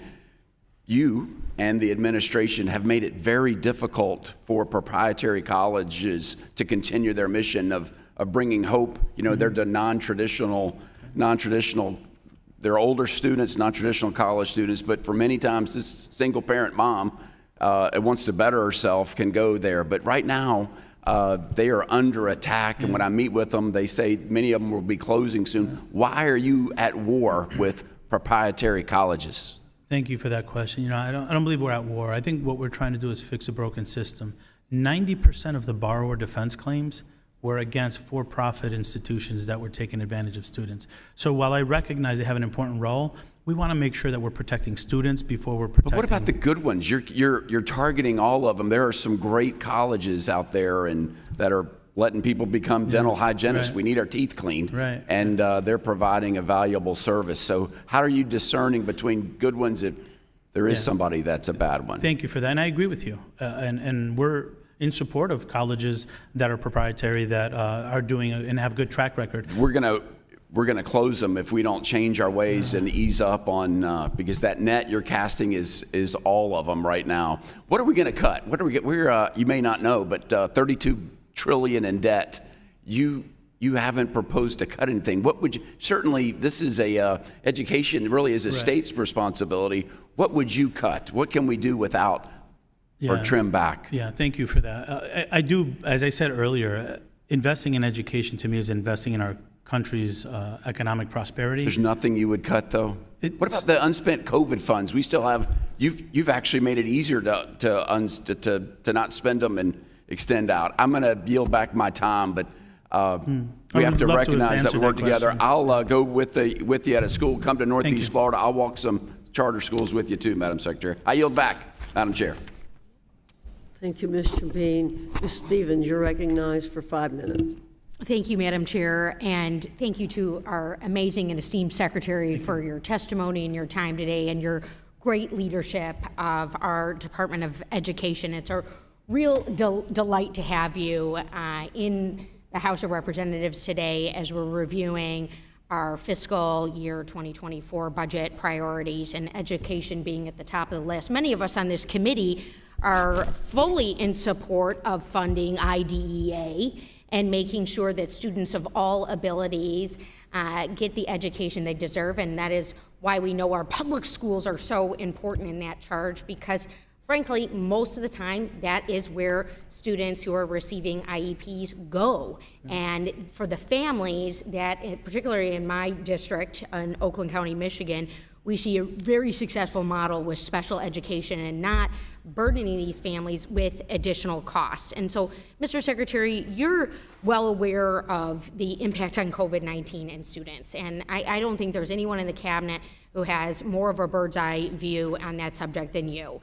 And you may remember that we had a hearing on this subject, and particularly examining how the impacts of COVID-19 hit and hurt our students who have learning disabilities. And in Oakland County, we have Dr. Wanda Cook Robinson, who's overseeing our IEPs for 22,000 students, doing a great job at that. But interested to hear how the department is working to ensure that schools are providing students with disabilities the services and supports they need to get them back on track, both academically and with regard to the goals outlined in their IEP. Yeah, thank you for that. And you're absolutely correct. Students with disabilities were impacted significantly during the pandemic. I would argue probably the group of students that was impacted the most.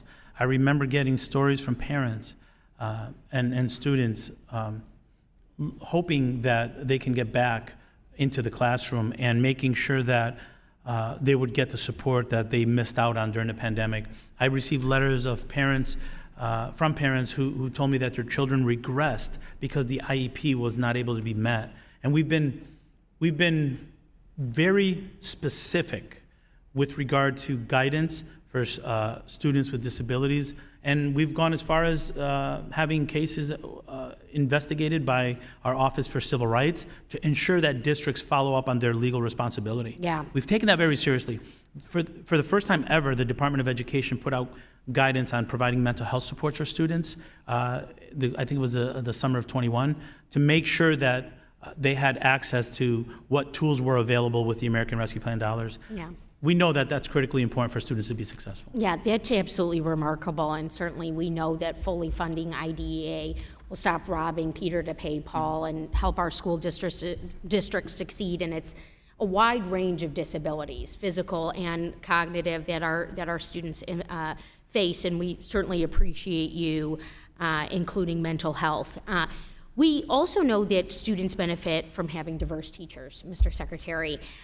Just 20% of our nation's teachers identify as people of color, compared with half of all K through 12 students. And so legislation like the Retain Act, which I introduced with Congressman Brad Schneider last week, would address the nationwide shortages of teachers that disproportionately impact our students coming from lower income households and also students of color. And so how is the department, Mr. Secretary, working to support states and school districts in strengthening and diversifying their educator workforce? And what is the department doing to support state and district efforts to address the teacher shortage in general that was here before the pandemic hit? Exactly. Yeah, thank you for that question. And really quickly on IDEA, in 1975, Congress set out to pay for 40%, made a commitment of 40% of IDEA dollars to pay for special education. We're about to hit 50 years on that puppy. And we're at 12.1% in FY23. So it's important to contextualize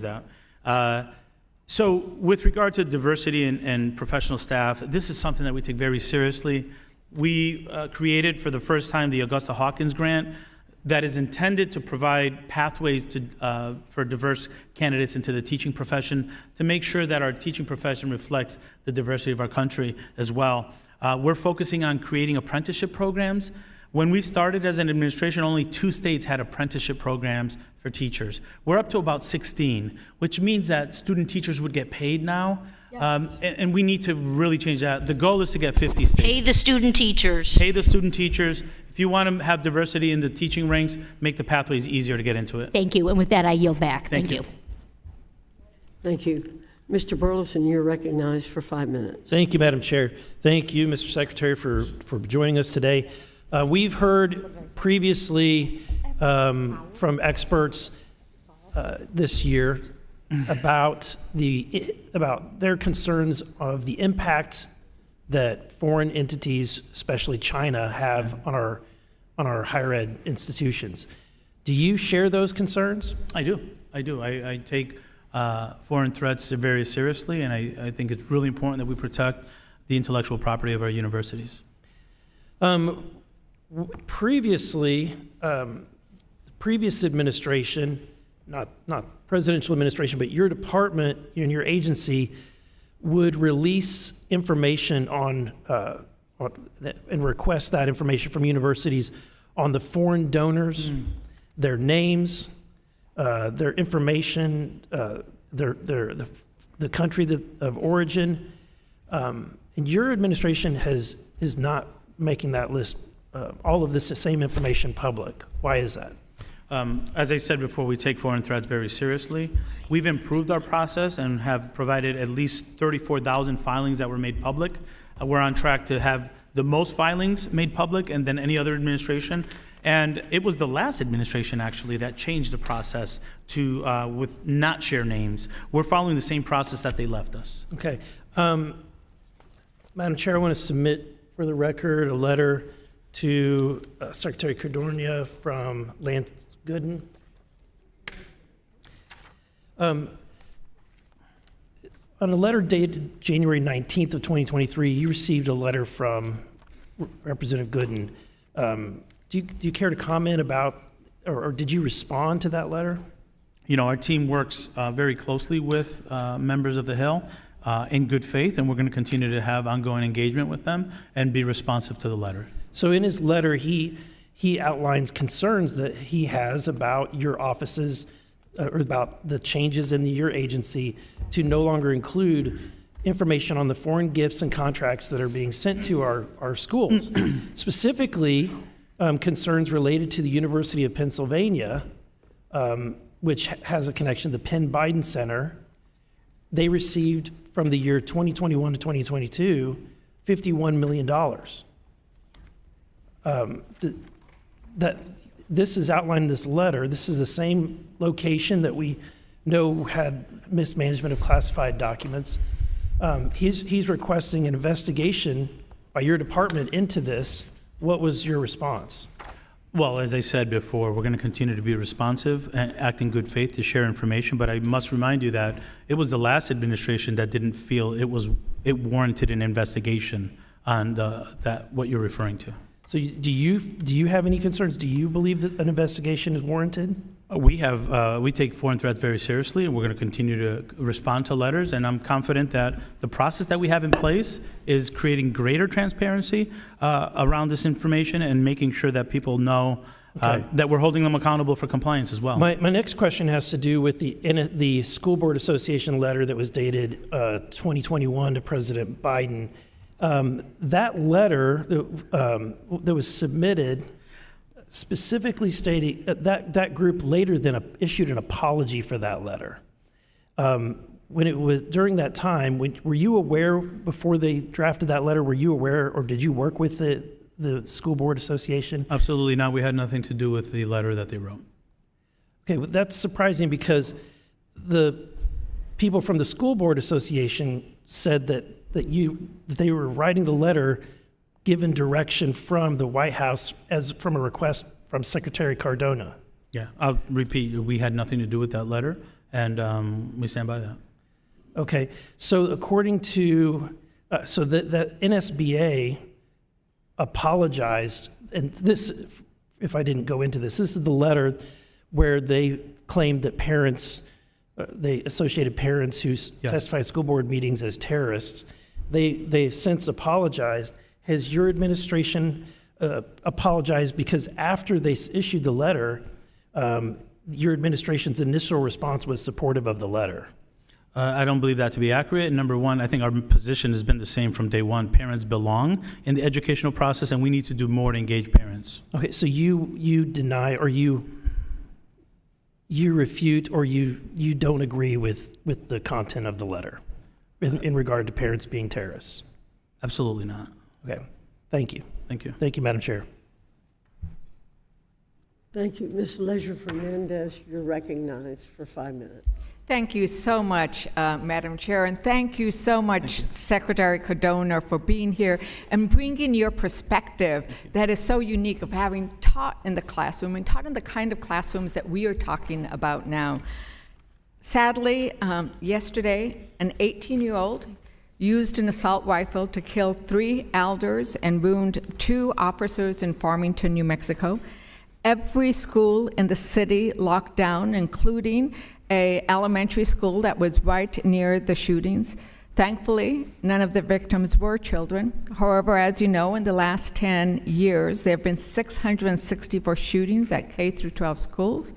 267 people have died. So many more have been traumatized. I believe it is heartbreaking and irresponsible that the majority of Republicans refuse to take action on an assault weapons ban. Secretary Cardona, do you agree that banning assault weapons would decrease the number and severity of school shootings in America? I do. So I also believe, thank you very much, and thank you for standing with our children. It is ridiculous that children have to be afraid of going to school, that their parents have to live in fear every time they drop their children off, and that what happened in Farmington, that you are no longer safe just driving down the street of your neighborhood.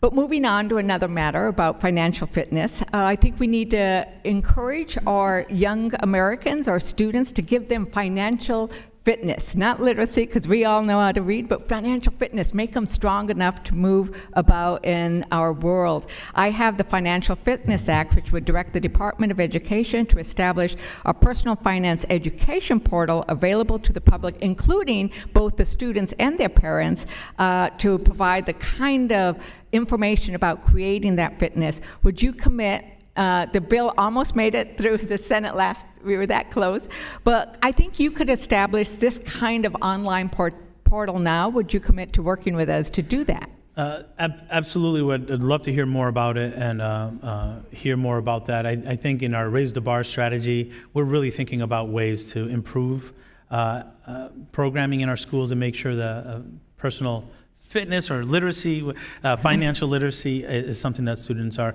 But is it okay if I can share a little bit about the previous question? Please do. You know, I was a school principal. I think sometimes we lose sight of the emotion that happens when you're in a school, even if it's a school that's not impacted directly by the shooting. I was a school principal when the Sandy Hook massacre happened. Mm-hmm. I was about 40 minutes away. And I remember the impact that had not only on myself, the students, the parents, the teachers. We should not have to worry about safety of 6 and 7-year-olds when they're learning how to read. We've become a bit desensitized as a country. There is no one magic answer to this, but we need to come together around student safety. If we cannot come together around student safety, then I struggle to think that we're going to have to continue this fight. Our students deserve to be safe, and as a parent and educator, this is an area that I think we really need to come together on. I do believe that we should come together. I've had some very encouraging conversations with those in the community. This 18-year-old was supposed to graduate today. He will not. The law enforcement did a heroic job of responding and minimizing the damage. So it is extremely heartbreaking. But going back to things that are less heartbreaking, but more about promise and opportunity, because that's our job, is to create possibility for our students, to remove obstacles. We don't have disadvantaged students. We have students who have aspirations, and we need to help them get there, right? Yeah. And so I am introducing the America's College Promise Act, which would provide tuition-free college for students at community colleges, and especially support low-income students who transfer to TCUs, HBCUs, MSIs, Hispanic serving institutions. That's what we have in New Mexico. Almost every single one of our higher education entities is minority serving institutions. Could you please discuss the need for 2 years of free community college, what that would mean to students and their families? Sure, and I recognize the time is creeping up here, but it's economic mobility for the child, for the student, for their families, for their community, for their state. Education and getting the skills that they need to have higher paying jobs and contribute to the economy is something that we should all want. To me, universal community college is an investment in our local economy and in our nation's economy. Thank you very much, Secretary. And I do share everyone's concern about McCarthy's Default in America Act and the devastating cuts it would mean to education funding, but I've run out of time, so I yield back, Madam Chairwoman. Thank you very much. Mr. Kiley, you're recognized for 5 minutes. Secretary Cardona, you supported student vaccine mandates for COVID. Here's an article from Politico, September 23rd, 2021. Education Secretary backs mandatory school COVID-19 vaccines. You're quoted in that article saying, not only do we support it, but I'm encouraging states to come up with a plan to make sure it happens. You also said governors should work with their school officials and with their health officials to roll out requirements. Now, you made these statements in your capacity as Secretary of Education. Is it fair to say that this was the policy of the Biden administration, was student vaccine mandates? Yeah, at the time of the article that you're referencing, we had the majority of our schools closed for full-time instruction. Our students were suffering, and it was the recommendation of our health experts. So yes, this was the policy of the Biden administration, was to favor student vaccine mandates. It was a recommendation of our health officials, not only at the federal level, but at the state and local level also, to in local districts to have students vaccinated. So I'll take that as a yes. It was administration policy to favor student vaccine mandates, since you have not denied There was that not statement. a federal mandate on student vaccines. Correct, but you encouraged states to adopt them. I encouraged reopening schools, and You there were encouraged some. states to adopt student vaccine mandates, yes or no? Can you repeat the question? Did you encourage states to adopt student vaccine mandates, yes I or did no? not encourage states to adopt student vaccine mandates. Where states Excuse made me, the- sir, you said right here, not only do I support it, but I'm encouraging states to come up with a plan to make sure it happens. The title of the article is Education Secretary Backs Mandatory School COVID-19 Mandates. Sir, you could read the article, or you could talk to the person that was in that position then. I supported schools reopening, and in local districts where they were having vaccine mandates, I supported the decision made by the local. So I guess Politico misquoted you. Is there any, did any states adopt that position, by the way? Did any states adopt student vaccine mandates and implement them? To my knowledge, no states adopted So that. it seems like kind of a fringe position that you offered, if not a single state agreed with it. Another fringe position that you adopted was favoring mask mandates for young children and making them wear masks throughout the school day. This was outside the international norm. Most countries in Europe did not do that, yet you insisted that this was backed by science. Mr. Secretary, did you ever fabricate or mischaracterize scientific evidence in order to support student mask mandates? Absolutely not. What I did was lead the country to go from 46% school reopened to 98%. We'll get to that in a moment. Here's an article from the National Review. A researcher corrects Secretary of Education after he cites her study to justify school mask mandates. If you want to go to the primary source, here's a tweet from you.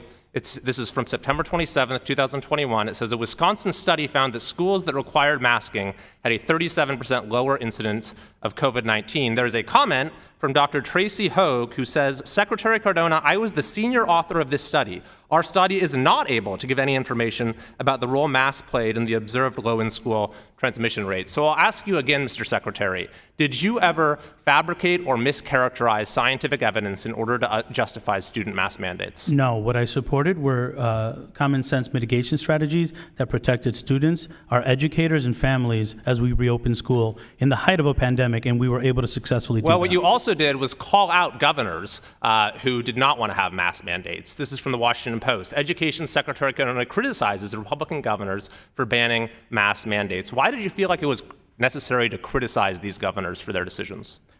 I felt it was important to communicate the importance of superintendents and health officials making the decisions, not state governors preventing health experts from having their voice heard. So let's then move on to the topic of school reopenings. The states that you decided to criticize, this is a chart of in-person instruction index for the 2021 school year from Burbio. The states you chose to criticize, Florida is near the best, nearly 100%. Texas is in 8th place. The bottom 5 states were Hawaii, Washington, Maryland, Oregon, and California. Did you ever criticize the governors of those states for refusing to open schools? Can you tell me what that chart is? I'm It's not from sure what I'm looking at. Burbio. It's been widely cited in the media. What does the top say, though? The font is very small. Average in-person instruction index. How much were schools open? Okay. And what is your question? Did you ever criticize the governors at the right end of these charts for not opening schools? What are the right... California, Oregon, Maryland, Washington, Hawaii. I provided guidance, regardless of whether the governors were Republican or Democrat, on reopening schools. Yes, but you specifically criticized the governors of Florida and Texas for not wanting to force masks on young children. Did you, in the same way, criticize the governor of California for not opening schools? I was very critical of governors firing superintendents whose job was to protect students and families. Did you criticize Governor Newsom for not opening schools? Again, I was very critical of governors who were overstepping and removing. I did not hear a yes. dedicated I'm sorry. educators. We've been listening to you evade yes or no answers all day. The reality is, I would encourage you to sort of look at what happened in our state of California. Parents were absolutely beside themselves as schools were functioning just fine in other states, yet our politicians refused to open them, and you never spoke out on the side of those parents and criticized those politicians. This was the most consequential policy failure in modern U.S. history, and I'm afraid to say it, Mr. Secretary, but you and this administration were complicit. I yield back. Thank you, Mr. Kiley. Ms. Manning, you're recognized for 5 minutes. Thank you, Madam Chair. Thank you, Mr. Secretary, for being with us today, and thank you for your service to our country. Secretary Cardona, the President's budget includes an additional $578 million to invest in increasing mental health providers to schools. And we know that youth mental health is currently in crisis. That's why this week I am reintroducing my Improving Mental Health and Wellness in Schools Act. This is a bipartisan bill that would add mental health education to existing guidelines for local school wellness policies and to increase resources for mental health providers in our schools. How do you plan to allocate funds for increasing providers in schools, and what is being done to increase counselor-to-student ratios in our schools? Yeah. Thank you. That's a critically important topic. The mental health needs of our students is great. When I talk to educators, when I talk to parents and students, that is the primary request, that they have enough supports to make sure their students are well. We are working, as I said earlier, we provided guidance in 2021 around how to access it. We're providing pathways to certifications there. We're working with higher education institutions to make sure that they're meeting the demand. We're strongly encouraging and lifting up models of K-12 institutions working with community-based health centers to make sure that it takes like the whole community approach. We have partnerships that we're supporting with these dollars with schools and hospitals that provide mental health supports. But it's also important for us to take a step back and look at mental health support as a continuum. We're also supporting local boys and girls clubs that are providing after-school programming for students to be in a safe place with mentors and giving them the support that they need to be successful in school. So we're going from everything from proactive Tier 1 supports in schools, additional school counselors and school social workers, and external community partners that provide mental health support. Thank you. One of the things that my bill would do by introducing mental health wellness into schools would be to try to normalize the opportunity for students to seek mental health assistance when they are having mental health issues, to try to remove the stigma around mental health care. Under the Republicans' proposal to cut fiscal year 24 discretionary spending back to the fiscal year 22 enacted level, would we still have funding available for the mental health programs you've described? We would see a significant decrease in funding for mental health supports if a cut equivalent to 2022 funding levels were implemented. It would result in $50 million in cut for mental health supports alone. 40 new grants would be cut, and the support for 300 existing grants would also be cut. So we would see a significant decline in funding for mental health services, even though we know we are having a mental health crisis among school-aged children in our country. I'd like to move to a different topic. The President's budget also includes $178 million for the Department of Education's Office of Civil Rights, a 27% increase from fiscal year 23. By contrast, the Republicans' budget proposal would slash funds for OCR at a time when OCR is receiving record numbers of complaints of civil rights violations in schools, and according to the ADL, anti-Semitic incidents on college campuses increased by 41% from 2021 to 2022. I recently spoke with Assistant Secretary Catherine Lamont about the backlog of civil rights complaints and the need for more staff at OCR to process and investigate these kinds of claims. How will the resources that are the increase in the budget be used to reduce the backlog of cases, and can you commit that they will be used to investigate all of the Title IV complaints, including anti-Semitic incidents? Thank you for that. Absolutely. The Office for Civil Rights, as you mentioned, has seen an increase in number of investigation requests. In 2019, they had about 10,000 cases. Last year, they had over 19,000 cases. So they went from 19,000 cases? 19,000 complaints last year. So the funding would ultimately result in additional staff to investigate these cases. We recognize cases, disability discrimination is on the rise, as well as anti-Semitism. So we would be more responsive and look into those cases much quicker. And can you assure us that the Biden administration's commitment would include protecting all students, including Jewish and pro-Israel students? Yes, we would definitely be committed to that. Thank you. My time has expired. I yield back. Thank you. Mr. Moran, you're recognized for 5 minutes. Thank you, Madam Chair. Secretary Cardona, my name is Nathaniel Moran. I'm from Northeast Texas. I wanted to talk with you first about this quote you mentioned to Representative Burleson just a few minutes ago. When I walked in, I heard you say to him, quote, "We need to do more to engage parents." Did I hear you correctly when you said that? Yes. Okay. Did you support the language in the recently passed Parents' Bill of Rights that sought to codify this need to do more to engage parents? I believe in parental engagement. I believe that that bill would create a level of oversight where the federal government is dictating what local boards can or cannot do. So I don't think that's necessary. So is it your position that really local boards are the ones that know best for their school district and should make those decisions on the local level to the extent that it's possible? I do believe that, yes.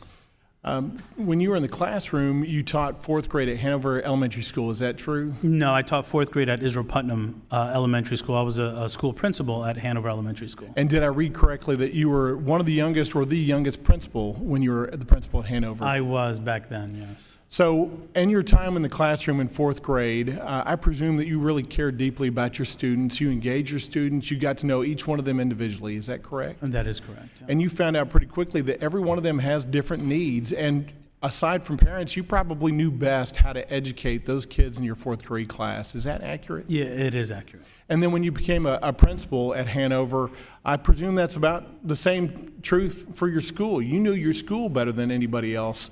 Is that correct? That's correct. In fact, you knew the parents, and you were held accountable because you were closest to the parents in that school. And if you did something that stepped out of line from what the parents wanted in that community, they could come talk to you, and they probably did on a regular basis. That is correct. So I'm confused. When we deal with education on the federal level, we seem to always want to push education up to the federal government and have the federal government impose more and more mandates. So my question to you is, under your administration as Secretary of Education, what have you done to push more authority and control and power down to the parents and the local school districts? Thank you for that question.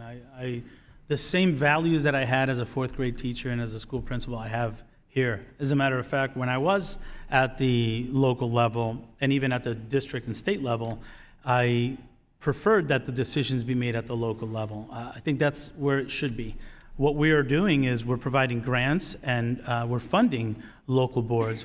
We're building capacity of local boards and working and partnering with them to make sure that we stay within our lane and stay in our role. As a matter of fact, the question you asked me about the Parents' Bill of Rights, I've been providing parents those rights since I was a teacher and principal.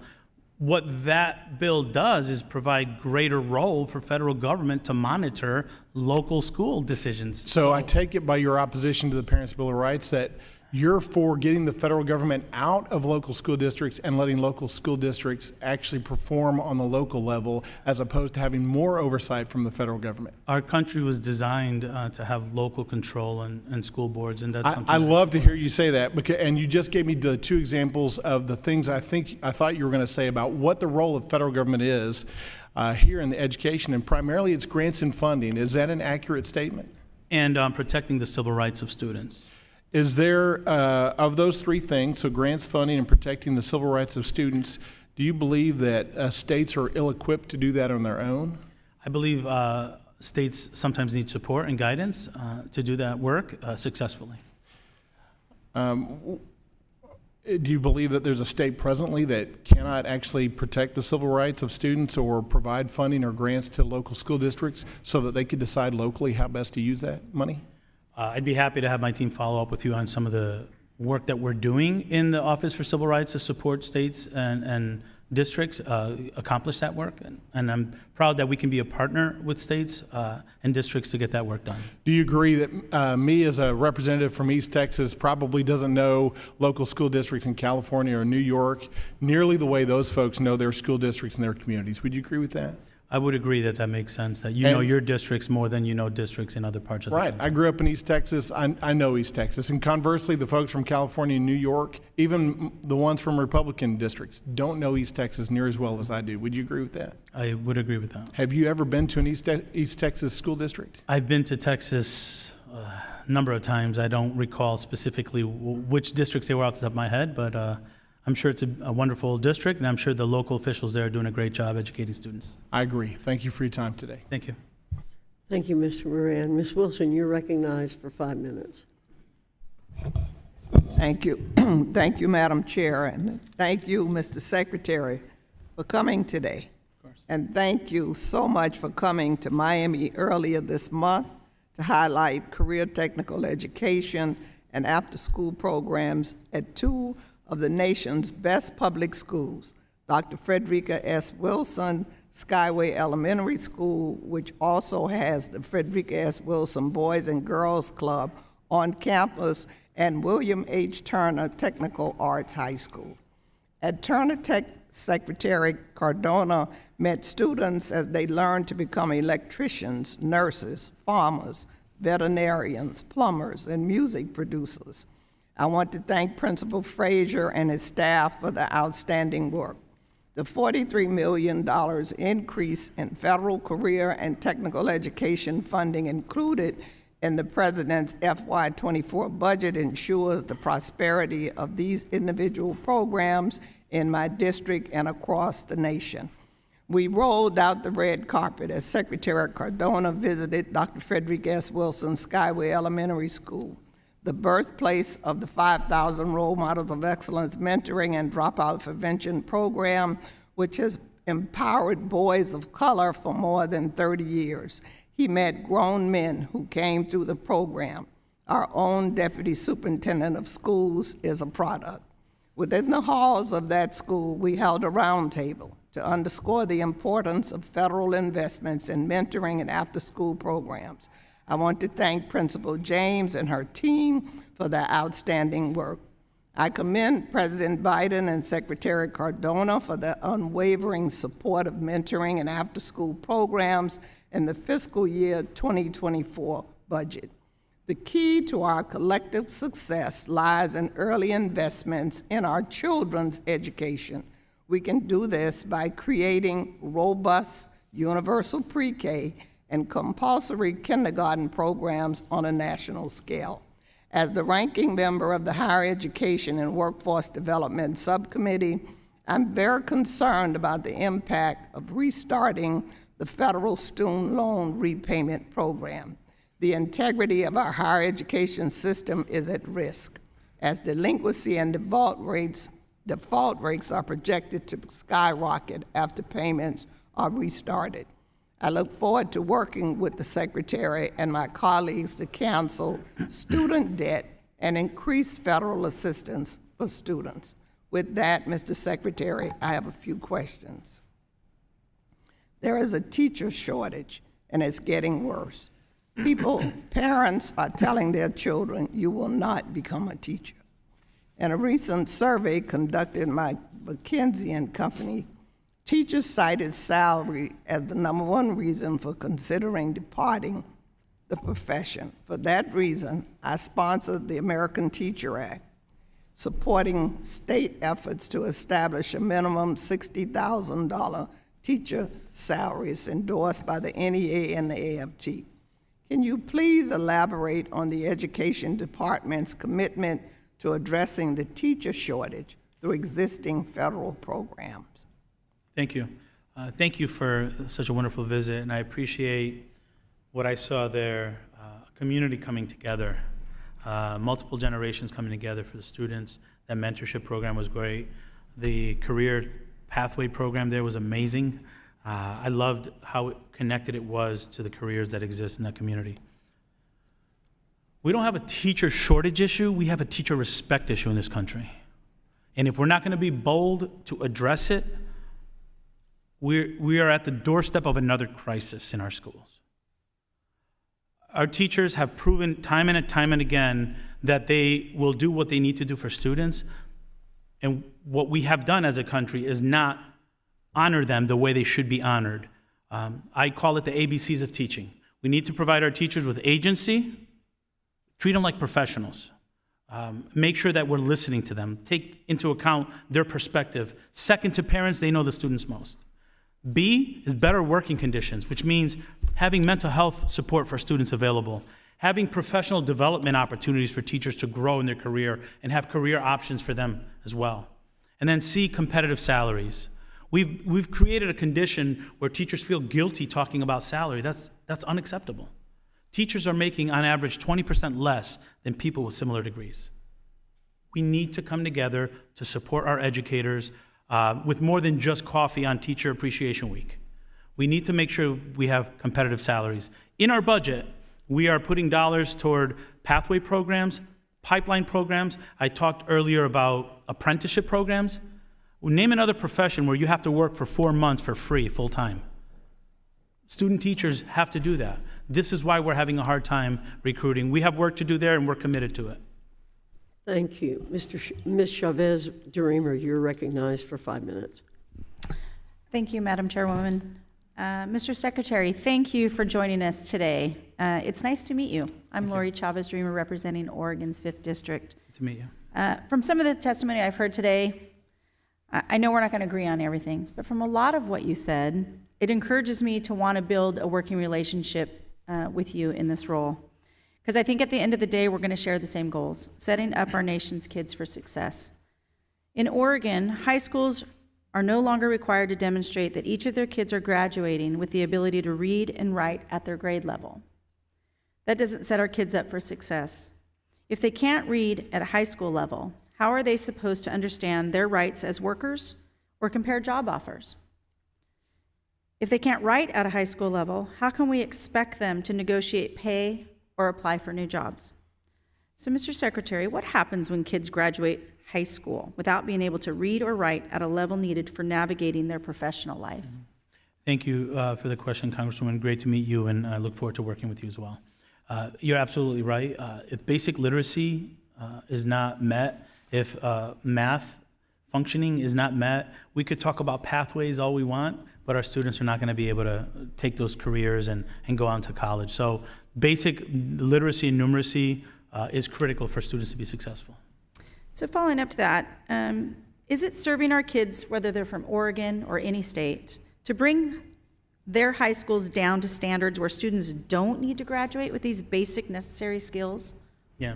Well, while I can't speak specifically to what was done in your state, I'd be happy to have conversation with you about that at another time. I will say that what we need to be doing, and which is why we called it Raise the Bar, we need to be raising the bar. The performance of our students was made worse by the pandemic, but it was nothing to brag about before the pandemic. We believe our students should be leading the world, and our plan to raise the bar includes rigor in academics, high standards, ensuring that students have good, well-rounded, comprehensive educations so they can choose to go on to 2-year school, 4-year school, or join the workforce. They have options. Kids avoid these situations irrespective of their state's policies. When teachers and parents have great and communicative relationships, both parties working together is in the best interest of the student, I believe. Mr. Secretary, would you agree that in parent-teacher relationships, teachers should provide deference to the parents? I do believe that teachers and parents should be working very closely together, and it should be a proactive relationship, not just when there are issues. There should be times where teachers can get to know the parents. The more you know the parents, the more you know how to help the child. Should parents have the ability to provide teachers with direct feedback about what they're teaching? Yeah, I believe those processes do exist where there's ongoing communication, and if there are concerns or, I mean, in the past, I've had parents ask me if it's possible to share a little bit of, reading materials on a particular topic that was of interest to the student to help re-engage the student in a better way. So I do believe that that's something that should happen. That makes sense to me. If a child's being bullied or has a drastic change in behavior, should teachers be transparent with parents about what they are observing at school? Through ongoing communication, that should be existing already, yes. Also in your testimony, you mentioned that high schools need to set up students for success in pursuing a college diploma or technical and career. I mean, I think, and I would agree with you 100%, you're hitting the nail on the head for sure. But as you know, a lot of students would want to pursue technical and career can't use the Pell Grants to cover short-term programs, which prepare them for the necessary skills to thrive in technical and career. I know it is mentioned in your budget, but are you supportive of increasing Pell Grant eligibility to those short-term programs? Yeah, I've frequently said that if we're asking our schools and districts to evolve, we need to evolve also. And I'm interested in looking at ways to expand it to short-term Pell with increased accountability to make sure that the students are getting a benefit from it, but I am open to that, yes. And my final question, is this an area that you will commit to working with the committee on then? Absolutely. Okay. Well, I look forward to working with you. I appreciate you being here today. And with that, Madam Chairwoman, I yield back my time. Thank you. Thank you. I recognize now Mr. Bowman for 5 minutes. Thank you so much, Madam Chair. Mr. Secretary, it's great to see you. Thank you so much for being here. Thank you for your continued stellar service, and congratulations on an amazing career. It's not often where you get to meet a Secretary of Education that actually taught in our classrooms, led schools as a principal, worked as a superintendent, and led an entire state. So you really have moved up the ranks. Thank you so much for your service. I want to zoom out for a moment because the Republican proposed budget seeks to cut $4.5 trillion overall, which will obviously have a huge impact on education. And while Republicans continue to speak about these budget cuts, they do not also speak about increased spending to invest more in our children and our families. So they supported the Trump tax cuts for the wealthiest Americans a few years ago and are now unwilling to even discuss making sure the wealthy among us contribute their fair share to the American economy and to education. We have a current economic system where 2 of the wealthiest Americans own more wealth than the bottom 50% of the country combined. So the wealthy are not contributing their fair share, and large corporations are not contributing their fair share, whereas at the same time, we're talking about budget cuts. So we're not having honest, holistic, comprehensive conversations. And it seems the Republican Party, is going through a sort of cognitive dissonance, where on the one hand, they're speaking about caring about student learning, whereas on the other hand, their budget proposal will cut hundreds of thousands of teachers from our classrooms. On the one hand, they're speaking about caring about student mental health, where on the other hand, their budget proposal will cut thousands of mental health professionals from being in our schools. Their budget would also cut the arts and music and sports programs, not just in the Bronx and Mount Vernon in my district, but also in Arkansas, Ohio, Michigan, Florida, and will hurt not just urban black and brown kids, but rural white kids as well. Rural white kids love music. They would love to learn how to play an instrument. They would love to have theater, drama, and arts programs in their schools, and they would love to participate in a holistic, comprehensive education program. But unfortunately, because local property taxes fund our schools more than anything else, wealthy kids continue to get the things that poor rural kids do not get and poor urban kids do not get. So it's very frustrating for me to sit here as a lifelong educator to listen to Republicans who do not have one former educator in their party on this committee talk about what we need to be doing in our schools and what we need to be doing when it comes to education. So it's incredibly frustrating that they are not being honest. They call themselves patriots. They call themselves patriots. They claim to love America. How can they love America when they are not investing in our most precious resource, which is our children? If you really love America, you want to see America grow and thrive for decades to come. The best way to do that is to make sure our children and families have everything they need. At the same time, they want to cut SNAP benefits. They want to cut $4 billion from Title I schools. These are the poorest, most vulnerable people. If we put them in desperate situations, they will turn to doing something that will harm their community, which is crime. Their budget also cuts hundreds of thousands of law enforcement officers. So now we don't have the resources to respond to our kids on the front end or the back end, and we're leaving our families to suffer. My question is this: speak to us about the impact of these cuts and how they'll contribute to the school to prison pipeline, and talk about how community schools can be a response to that. Sure. You know, The as gentleman president- has 20 seconds. As the president said, show me your budget and I'll show you your values. It costs more to intervene and incarcerate than it does to educate. We're either going to pay now or pay later. We need to invest in our children and invest in our country. Thank you, and I yield back. Thank you. I now recognize Mr. DeSagne for 5 minutes. Thank you, Madam Chair. Thank you, Secretary. It's a pleasure to see you and have you here with your experience. I want to talk about mental health. You've talked about a lot here today. Last session, we passed the Bipartisan Safer Communities Act. And last session, I was able to get the Mental Health Matters Act out of the House, not in bipartisan fashion, not able to get it through the Senate.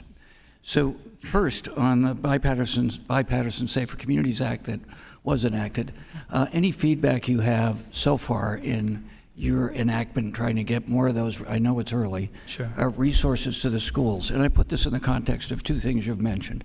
For years, I've gone out to school districts in my district in the San Francisco Bay Area. It's a very diverse district, very wealthy districts, very poor ones. The two things I hear regularly from rank and file educators, administrators and teachers is first your comment about respect. Young people who say they chose to be teachers in a high-cost area, like where you're from, and their frustration is their passion for it, but their lack of respect from the larger community and their mental health. So I regularly hear from administrators and teachers and parents what they need is more counselors. So what do you see as successes, early successes, in Bipartisan Safer Communities Act and on the Mental Health Matters Act, and continue to have discussions with my friend, the chair, on how we could do more around this about attracting young people in the mental health fields. Since parity in the ACA, we have over 300% increase in adults and kids asking for mental health resources. We have unfortunately, inverse response from people choosing to go in the field. I recently had a meeting with some people who have $350,000 worth of debt from the Wright Institute in Berkeley, California, near my district. They have no professional lifetime of actually getting that. So the two questions are, in the first bill, what do you see as successes, early as it may be? In the second bill, how do we deal with the dilemma of the good news is stigma is getting healthier about particularly young people for accessing, but we have these huge demands and we don't really have a thoughtful way to get young people to go into the profession to meet the needs. Thank you for that. And, you know, I feel optimistic, sir. You know, career pathways and mental health support for students seems to be something that everyone agrees needs to happen. The Bipartisan Safer Communities Act provides a necessary funding to help double the number of social workers, counselors. It provides the support and immediate needs that our schools are having. Teachers, principals, parents, they all agree that these dollars are needed.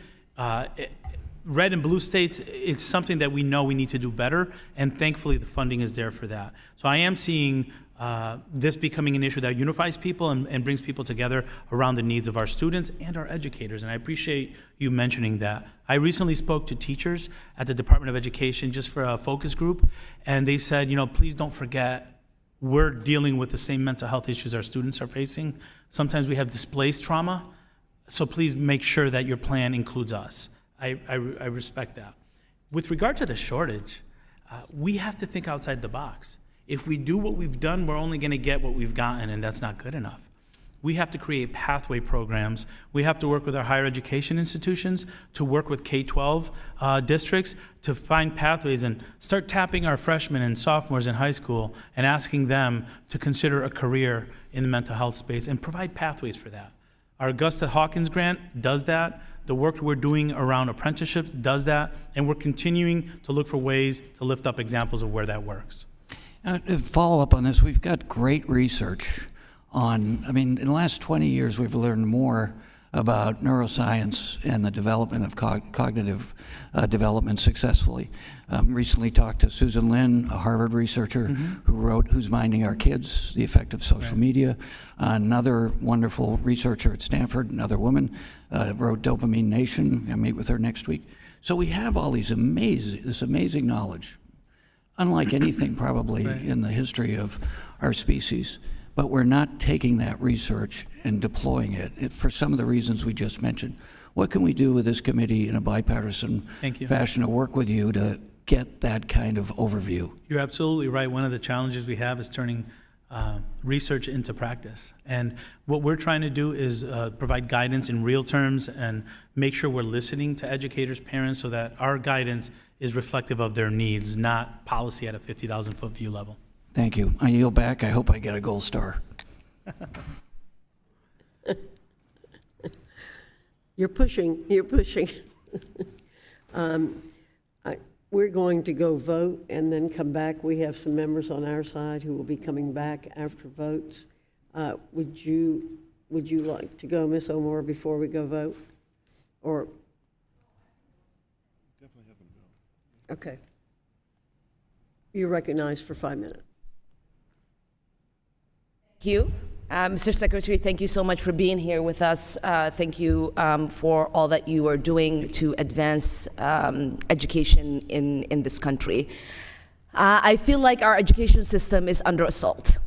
In many states, there are drastic measures that are being taken that is going to make it hard for a lot of our kids to feel as if they are part of a community and can receive the education that they need in order to be able to succeed.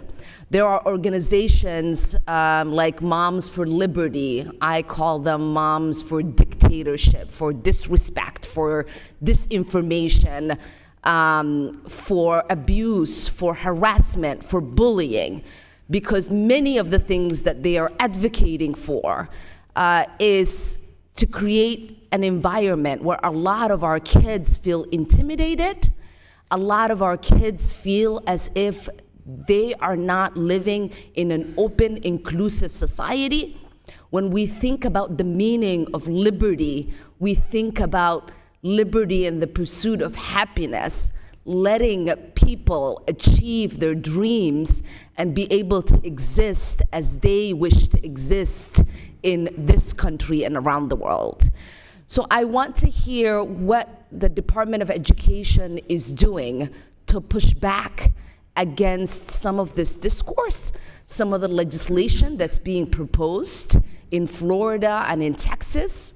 We saw that there was a legislation that was asking for young women to disclose when they were menstruating. I cannot imagine the level of disrespect that a child might feel or my daughters might feel when a teacher or administrator wants to get some information that is so personal for them. So what is the Department of Education doing? Thank you, Congresswoman. And yes, we also feel that students who are most in need of support are often targeted by folks and made to feel that they're not welcome or accepted for who they are. Yeah. Does the Department of Education have tools to push back against that, or do you need legislation to help you do that? Clearly, legislation would help, and we would be, implementing legislation. But we have provided more fact sheets and documents around the rights of educators, the rights of education leaders, the responsibilities that they have. We've made sure that our Office for Civil Rights is responsive and clear around what role they provide. Our Office of Elementary and Secondary Education has provided countless documents and clarity around what the roles and responsibilities are of boards and state officials. And we've stood up and used our position to make sure we made it clear that all students should be respected, all students should be seen and valued for who they are. And we're going to continue to do that. We recognize many of our students are under attack, especially our most vulnerable students, and we have the responsibility to stand up for those students, whether it's through op-eds, using the bully pulpit, clarifying fact sheets. Yeah, thank you. We've done our part, and we're going to continue. Yeah. I also want to congratulate you on the student debt cancellation that the administration has implemented. I know that there are some challenges in the court. I want to ask if there is an update, and also once you are in the clear, does the department have the resources, the manpower, to be able to carry it out as effectively, efficiently as possible? Thank you for that. We are excited about the one-time targeted debt relief that's going to help 43 million Americans. We look forward to a positive decision from the Supreme Court. And we are geared up, ready to go. We recognize it's never been done before to bring on up to 43 million people back to repayment. The student aid office is ready. We want to be more responsive than we've been in the past and make sure that we provide good service. I will say that if the budget proposal that we have here is not supported, it would significantly impact our ability to serve the 43 million borrowers. It would affect our ability to serve those students who are going to be eligible for FAFSA. We anticipate over 600,000 more students having access to higher education with our better FAFSA. Wonderful. And we look forward to making sure you have the resources that you need and that Republicans do not succeed in stopping you from this completing this effort. Thank you so much, and I yield back. Thank you. Thank you. Mr. Comer, you're recognized for 5 minutes.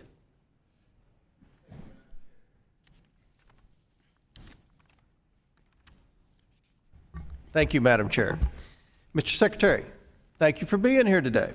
I've written you several times over the last few months, not just in my capacity as a member of the House Education Committee, but as chairman of the House Oversight Committee. And I'm glad to have the opportunity to discuss some of these issues with you today. My most recent correspondence was in conjunction with Chairwoman Fox. In that letter, we requested additional information regarding the department's plan to allow borrowers to self-certify their income for eligibility for income-driven repayment plans. The department announced these changes on January 10th of this year and has left loan administrators and borrowers without guidance on how these changes will be implemented. We're also concerned that self-certification of income will result in fraudulent reporting. That's a priority for my House Oversight Committee, fraud.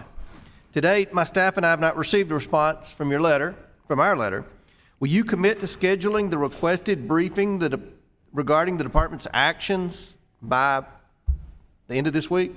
Thank you, Congressman Comer, and I do look forward to having my team continue ongoing engagement. With regard to the reporting of income, we are working to improve the system to make sure that we have the information directly from the IRS, to reduce paperwork and make sure that the information is accurate. We take the engagement with the Oversight Committee very seriously, and we want to make sure that we're responsive to any requests and act in good faith. So can we get a briefing from the department staff on exactly how that's being implemented? Because, this waste, fraud, and abuse within the whole federal government is out of control, and we try to nip it in the bud before it happens, and this looks like fraud waiting to happen here. Thank you. We do take that issue very seriously. I agree with you that we have to be very mindful of every dollar that is being used. I'll make sure that there is a communication to your team from my team and that we're responsive in our engagement with you. Mr. Secretary, Section 117 of the Higher Education Act currently requires institutions of higher education to disclose gifts or contracts from a foreign source valued at more than $250,000. Since 1986, gifts and contracts to the U.S. Institutes of Higher Education from China, Russia, Saudi Arabia, and Qatar have totaled more than $11 billion. For instance, the University of Pennsylvania, home of the infamous Penn Biden Center for Diplomacy, where President Biden stored some of his classified documents, reported a nearly 400% increase in foreign gifts and contracts, including approximately $22 million in anonymous donations from China. Coincidentally, you recently announced the Office of Federal Student Aid would be taking over enforcement activities relating to potential Section 117 violations, an office with little to no background in such disclosures, and indicated potential violations would have a much lower level of scrutiny. What steps has the department taken to strengthen Section 117 enforcement in the transition from the Office of General Counsel to the Office of Federal Student Loan Aid? Thank you, Congressman. We take foreign threats very seriously, and we will be responding to all the letters that we receive. We respect the protecting intellectual property here in the United States, and as with regard to Section 117, we're improving reporting by moving into FSA and building capacity. We've gotten over 34,000 public filings already. We're on pace to have the most in any other administration. We take it very seriously. And let me say this before I would like to yield the balance of my time to the chair, but we've got a problem with our universities, according to multiple university presidents I've spoken with, that we have Chinese students that are stealing our intellectual property. They're essentially serving as spies for the Chinese Communist Party. We have certain universities that are receiving enormous anonymous gifts from the Chinese Communist Party. This is a concern for the House Oversight Committee. With that, Madam Chair, I yield the balance of my time. Thank you, Mr. Chairman. Mr. Secretary, as I mentioned in our, I want to follow up on what Congressman Comer is talking about. As I mentioned in our call last week, we've transmitted to the department several oversight letters with requests for information. Right now, we've received no response. With others, we've received minimal response. And nearly all the letters were late, and most of them, the requests for documents have been ignored. Without objection, I submit for the record a summary chart of the letters and the status of each. The letters we sent to the department and the response letters we received where they exist, and the instructions the committee provided to the department for responding to the letters. And as Mr. Comer has suggested, we will continue to press for the answers to the questions that we're asking and the information that we need. Will you commit to responding fully and promptly to all the letters I've indicated in the chart? Thank you, Chair Fox. We take it very seriously to be responsive. I just need a yes or a no. I do commit to make sure that we continue to respond to your letters in a timely way and in good faith. Yes. Thank you very much. With that, I recognize Mr. Mervan for 5 minutes.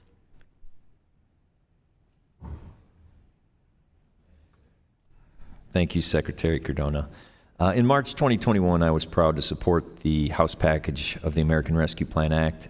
This historic investment is our nation's K-12 education system enabled school districts, teachers, staff, and students to weather the novel challenges posed by the pandemic. My home state of Indiana received over $1.9 billion from this law. Specifically, local educational agencies were able to leverage these funds to strengthen teacher development and preparation programs, as well as provide educators with competitive, livable salaries. What data has the department collected about how states and districts are using the ARP funds? Thank you, Congressman, and thank you for the support of the American Rescue Plan dollars. Without question, that was a lifeline for our schools. In my conversations, in my travels to over 40 states and territories, without question, that helped get our students reconnected to schools. It helped colleges stay open. There are a lot of colleges that would have closed. In the K-12 space, over 50% of the dollars were used for staffing and academic recovery, 23% on school infrastructure. What that means is basically addressing deferred maintenance on the air circulation system. Quite frankly, I visited some districts where the system hadn't been touched in over 10 years, and they had to basically gut it and start it from scratch. The American Rescue Plan dollars helped that happen. Mental health supports was another area where those dollars were critical. As you know, we're in a youth mental health crisis right now. If it weren't for those dollars, we'd be dealing with much worse data on the condition of our youth. So it has been used. Because we want to make sure we're clear where the dollars are being used, we put on our website, www.ed.gov, a link on the opening page, ARP data transparency, where you could see how the dollars were used in every district. Thank you, Mr. Secretary. The mental health accessibility, the ability to invest in HVAC systems that could help with viruses, to be able to clear that air to get schools back, or children back in schools, was a vital part of that. So I appreciate that. The second part of my question is, can you describe how the President's budget's proposal will build upon the investment to support diverse and highly qualified educator workforce. Yeah, thank you for that. We have to recognize that sustaining a highly qualified workforce is critical if we're serious about our students improving in reading and math, if we're serious about students finding pathways to career in college. It all starts with making sure that we have a highly qualified workforce and retaining a highly qualified workforce. Our budget proposal includes measures to drill down and fund pathway programs that are grow your own programs. So for example, in a community, you might have a paraeducator who's supporting students, or you might have parents who might have a degree in something else but don't have a degree in teaching, recruiting them, creating a pathway for them to get to the teaching credentials, and then going back into the district. We have a program called the Augusta Hawkins Grant that does that to help diversify the teaching profession. We're working very intently on making sure we expand apprenticeship programs. Currently, student teachers work for 4 months without getting paid. We have to fix that. If we're going to recruit and retain teachers, we have to make sure that the teaching profession is viewed like other professions, and you get paid while you do that. So we went from 2 states that have apprenticeship programs. We're up to 16. We want to get to 50. We want to make sure that we're helping. We want to work with 4-year institutions to make sure that they're working more closely with K-12 districts, so we could be tapping freshmen and sophomores on the shoulders and saying, you should be a teacher, like I was tapped on the shoulder.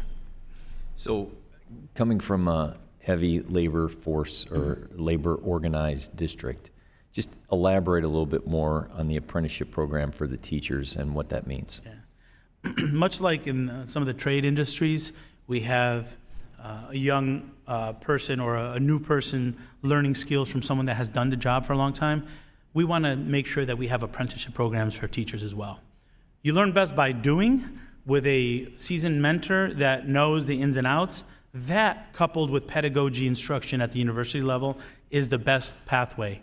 Right now, our systems are designed where, in many cases, our pre-service teachers don't get into the classroom until their last year of the profession. We have to change that to make sure that they're prepared and connected to the students that they're going to serve. I thank you, Mr. Secretary, and I appreciate you looking at it from the perspective of drawing more equitable teachers into that field, and also doing what you can to bring in and change that profession for the better. Yeah, thank you. With that, I yield back my time, Chairwoman. Thank you, Mr. Mervan. Mr. Secretary, we are going to go vote, and then we will be back. Thank you.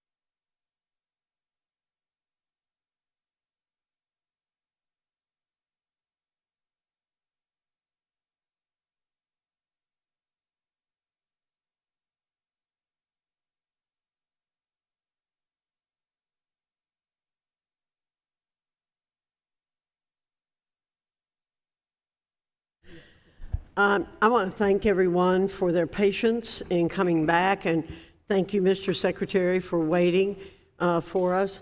I now recognize Mr. Estes for 5 minutes. Well, thank you, Madam Chair, and thank you, Secretary, for joining us today. It's so important for us to, on the legislative branch, to be involved so much in the activities of the department. And I know there's a whole list of issues that we could go over, and one of the things I wanted to make sure that some of the questions other folks had, they had an opportunity to cover. So I will yield my time to the Speaker, or to the Chair, so she can ask some more of the questions I know she has in depth. Thank you, Mr. Estes. Mr. Secretary, I have one more question as a follow-up to what we were discussing earlier on the letters and that other people have expressed their concern about. Could we get you to commit to fully responding in the future to letters and requests we transmit in accordance with the instructions? I think you indicated that earlier, but I'd like to get a clear response from you on that. Sure, Chair Fox. We certainly do take that very seriously, and I commit that our department will respond to letters and provide the information that we can provide you in good faith. And now I would like to turn to a positive note. You've mentioned, how you would like us to work in a bipartisan manner. Others have done that. We had a hearing on WIOA the other day that was very bipartisan. And we think one area of bipartisan support that we find in the committee is support for workforce Pell, or some call it short-term Pell. We'd like to call it workforce Pell. I introduced the Pell Act, which requires short-term programs to meet strong guardrails to ensure students receive a return on their investment. Importantly, the Pell Act does not exclude any types of providers or high-quality online education. My belief is if a provider can meet the guardrails, who are we to take away high-quality education options for the students? I'm thrilled that Ranking Member Scott has also introduced his own proposal, which does not exclude for-profit providers. 16 other House Democrats also joined in supporting Workforce Pell that allows high-quality for-profit providers to participate. And as I said, we had a really good hearing on the workforce issues. So now that there seems to be some agreement on a path forward, will the department support Workforce Pell for all? Yes, thank you for that. I said earlier today that I feel if we're asking our institutions... Microphone, excuse me. Okay. If we're asking our institutions to evolve to meet the students' needs, we too need to be thinking about different ways to meet the demand. I look forward to hearing more about it and engaging and working in bipartisan fashion to support the legislation. Thank you. And I'll just add one more comment to that in terms of, again, I'm always very sensitive to language and how we're talking about things. I think most people want to get degrees or certification to get a job. So we're not just talking about community college. We're not talking about baccalaureate. We're talking about all kinds of opportunities for people, I think, here. And I think it's best if we talk about a continuum.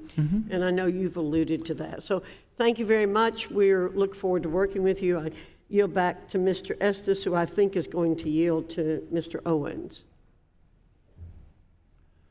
Thank you, Madam Chair, and I'll yield the remainder of my time to Mr. Owens. Thank you so much. I just wanted to, spend just a few minutes to represent those voices of the millions of Americans who have been left behind over the last few years. We talked about Baltimore. There's an article here, 23 schools, zero proficiency in math. That's right here in our shadows, this last year. I've talked about often the 75% of black boys in the state of California that the Department of Education said could not read and write. These are the real Americans outside of our bubble. And I know it's nice to kind of come here and we talk about bipartisan, we can kind of talk flowery words, but there are people that are actually dying today, hopelessness, no desire to move forward because they're not getting educated. Let me ask you this. First of all, what type of schools would you take a look at for your children to go to? Thank you, Mr. Congressman Owens. I agree with you. That level of urgency... I only have a few minutes, so what type of schools would private, would parochial, would charter, would public, what would be the options you would give yourself if you were trying to find the best school for My your wife kids? and I would look at all options. My children attend public schools. I attended public schools. Now let me ask you this. I'm sorry because we're all running out of time. If your children, who you love dearly, where you vision their great things like we all do, found themselves in a place like this where the schools are failing, what would you do to get them out of that? Sir, I guess the best way to look at it is, as Secretary of Education, I have responsibility for 65 I'm million going to break this students. down. I'm sorry. I'm going to break it down to those who are listening that are going through what we're dealing with right now today. Let's kind of take away the titles. What would you do as a parent if you found yourself in this situation like millions of Black and Hispanic kids are doing every single day and they have no choice? So how would you handle that? I would advocate for the president's budget. Would that be a choice? I would advocate for funding schools so that those students could have access to success as well. Would that be all schools? I mean, under these schools here have enough money. This school here, $21,000 per child. $21,000 in this Baltimore school. So it's not the school, it's not the money, it's failure of a system. So giving them more money would not be the key. Would you give them choice to get out? When you have choice, sir. Would you give yourself choice to get out? Your children to get out of that situation. Would you do something to choose to get away from that, or just because the system is there, you just go with it? Make sure we improve the local schools as well. I want to make sure that wherever my kids go to school, they have success. Okay, so you'll stay there. Okay, well, thank you so much. I appreciate it. Just know I would never do that to my children. Never, ever. Okay, just so you know. I yield back. I now recognize Ms. Houchin for 5 minutes. Thank you, Madam Chair. Thank you for your testimony. I'm going to, in the spirit of time, just go through a few yes or no questions, Mr. Secretary. As you know, the House and this committee have passed the Protection of Women and Girls Sports Act in an effort to protect Title IX, which the Department of Education has failed to do. As a parent of 2 female student athletes, I have a vested interest in this issue. Do you believe that requiring those women to undress in front of Leah Thomas and allowing Leah Thomas to undress in front of female athletes constitutes sexual harassment, yes or no? I don't believe students should feel unsafe in any locker room. Do you believe that it constitutes sexual harassment to force women to undress in front of biological males? I do believe forcing women to undress in front of biological males is a concern and a sexual, yes. So if Thomas identified as male, would requiring female swimmers to dress with him have constituted sexual harassment? Can you repeat the question? If Leah Thomas identifies as male, would requiring female swimmers to dress with him have constituted sexual harassment? I think I know the line of questioning, and I'd be happy to entertain. Just say yes or no. It's not a yes or no question for me. It is a yes or no question. Is it sexual harassment or not? You can continue down, you can use your time to go down that line of questioning. If female athletes are sidelined from participation in women's sports or are denied awards or other recognition only because a male who self-identifies as a girl competes in the sport, does this constitute sex discrimination under Title IX? I'd be happy to discuss the merits of our proposal and hear your concerns about the policy, but this line of questioning yes where... or no, do you think that female athletes sidelined from participation in women's sports, if they're denied awards or recognition because a male who identifies as a girl competes in the sport, does that constitute sex discrimination under Title IX, yes or no? I believe the harassment and discriminations against transgender students is something that is rampant in this country, and as a department, we're proposing regulations to make sure that all students are seen and valued for who they are and given the same opportunities So under to Title engage. IX, under that interpretation, are you admitting then that Title IX, under your interpretation, no longer protects female athletes' equal opportunity on the basis of sex? I'm proud of the work we're doing to make sure all students feel valued and seen in schools, and there are students right now that are hurting because elected officials have chosen to use their platform to further ostracize them, and we take pride in making sure Why have you schools- proposed regulation that will, under some circumstances, require schools and colleges to commit acts of sex discrimination under Title IX by permitting biological men to take the place of female athletes in women's sports? If you look at our proposed Title IX regulations, that it doesn't do that. What it does is prevent blanket bans on students who are transgender and allows students to participate in co-curricular activities which are part of the education process. But if those biological males are required to dress with female athletes, does that constitute sexual harassment? Are you referring to transgender girls? Yes.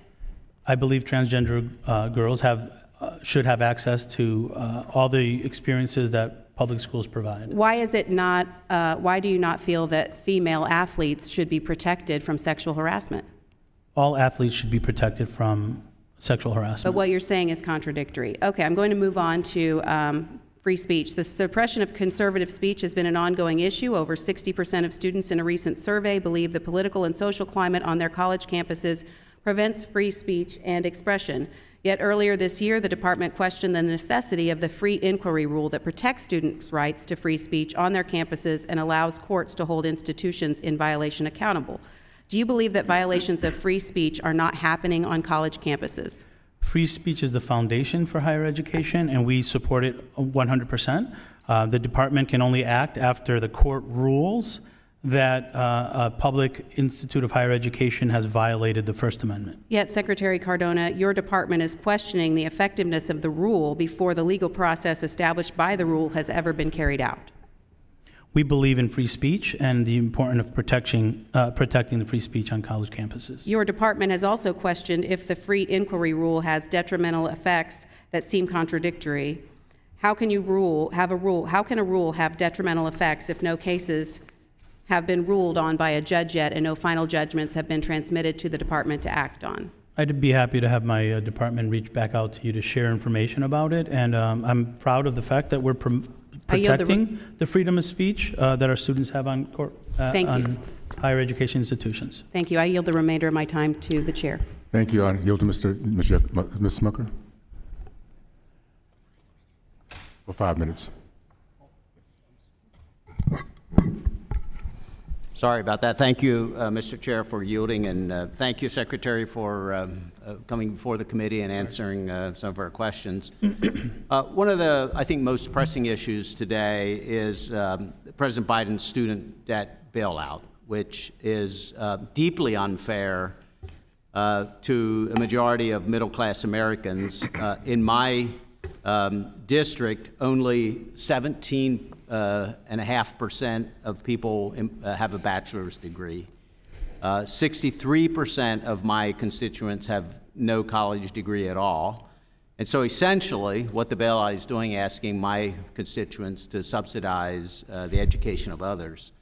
According to the National Taxpayers Union, the cost of debt cancellation and your proposed income-driven repayment plan will cost each American taxpayer $3,527. And so I find it simply unacceptable that you would ask my constituents who do not have a college degree and millions more across the country to shoulder that burden for individuals who knew what they were getting into, who signed their own name to a federal college loan. So just wonder if you care to respond to that. Thank you, Congressman. I want to make sure it's very clear that the targeted debt relief, 90% of the dollars would go to people making less than $75,000. It's to help middle-class Americans and those who are struggling get back on their feet as a result of the pandemic.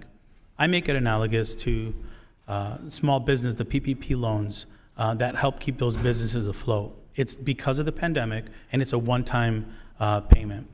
What it's intended to do is prevent defaults from happening. We were projecting a significant number of defaults in loans, which is bad for the entire community in which those people live. So what we're trying to do is provide targeted debt relief. The overwhelming majority of people that would get it are making less than $75,000. I can tell you, I'll just restate, in talking to my constituents, they see it as very unfair to themselves. They believe that people have gone into this knowing what they were getting into, and they've made choices based on what they wanted to do in their own lives and the direction they wanted to go, and they feel like they're being held responsible for others. We did send a letter. I signed on to a letter with the chairwoman expressing concern that the department's outside auditor, KPMG, was unable to give an audit opinion because of your insufficient evidence to back up the cost estimates and the take-up rate for the student loan bailout plan. And in fact, KPMG had to issue a disclaimer of opinion, which I believe is the first time in 20 years that the department received this kind of disclaimer. How can taxpayers trust your Department of Education to spend their money wisely if you and your staff can't even account for how much money you're spending? Thank you for the question. I want to just make a very quick comment. The president has already reduced the deficit by more than $1.7 trillion, and we're projecting a $3 trillion deficit reduction in the next 10 years with this budget, with reference to the context of the student loan forgiveness. With regard to the audit, the disclaimer was not a negative assessment, as you know. It was done because there was never in the history of our department an attempt to do what we're doing to provide targeted debt relief. So it was more a disclaimer. We do take a fiscal responsibility very seriously at the Department of Education, and we will continue to do that. We'll let that, one other quick question I'd like to get in. I'm concerned about the initiation of loan repayment after 3 years of paused payments. The department has lost experienced servicers, and those that remain face serious staffing challenges, which will create difficulties, I'm afraid, for borrowers during the transition. And I believe you confirmed in a Senate Appropriations hearing that the department will resume those loan payments shortly after June 30th. However, I've heard from constituents and servicers as well that they've received no communication or guidance regarding the resumption of payments. And I wondered if you could confirm that you provided the servicers with the information that they need to be prepared for repayment. Thank you for that question, and it gives you an opportunity to kind of support what you're saying. Yes, we're in communication regularly with our servicers, but the budget that we're proposing, if we don't have the funding in FSA, we're going to see extended delays. Our veterans are not going to get the services that they need in a timely way. We're not going to be able to process the FAFSA applications. So your support of the funding for FSA will make sure that that on-ramp to repayment is smooth as possible for our borrowers. Just one quick, can you provide all communications that you provided to servicers as it pertains to repayment to this committee? You. I believe that was in one of the letters. We are working in good faith to be responsive to those letters. Thank you. Thank you. Thank you, Madam Chair. Thank you, Mr. Smucker. Mr. Thompson, you're recognized for 5 minutes. Thank you, Madam Chair. Mr. Secretary, thank you for taking the time to be here today. Much appreciated. As you noted, I believe we all share the common goal of supporting academic excellence for students of all ages, but particularly for young students early on in their academic careers to build the foundation for success. Now, funding from the Targeted and Education Incentive Finance Grants under Title I, Part A of the Elementary and Secondary Education Act is intended to go to schools serving low-income, high-poverty areas. Now, these grants are allocated based on a complex formula that considers both the percentage and the number of disadvantaged students in a given area.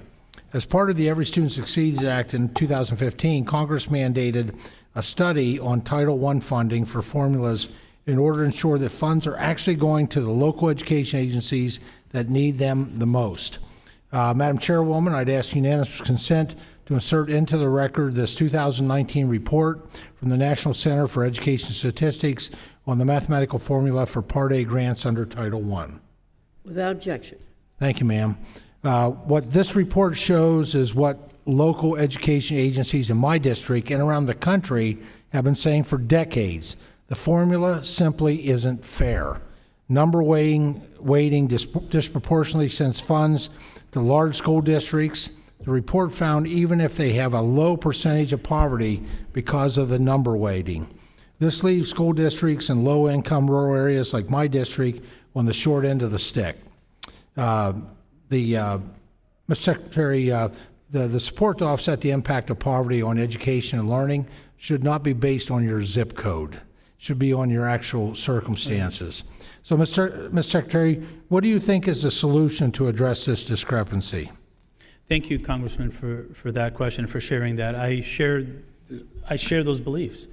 For far too long, I believe our rural communities have not been identified as in need as they really are. In fact, the pandemic showed that our rural communities were often the communities that had the least access to broadband, the least access to one-on-one devices, and to highly certified teachers. We take that very seriously. I visited several rural communities. I've spoken to teachers and parents in rural communities and students to hear from them directly. I'm proud to say that the Title I dollars, rural districts would share in the $2.2 billion increase. The rural education program in our budget has $215 million. Mr. Secretary, if we could, you're talking about new money.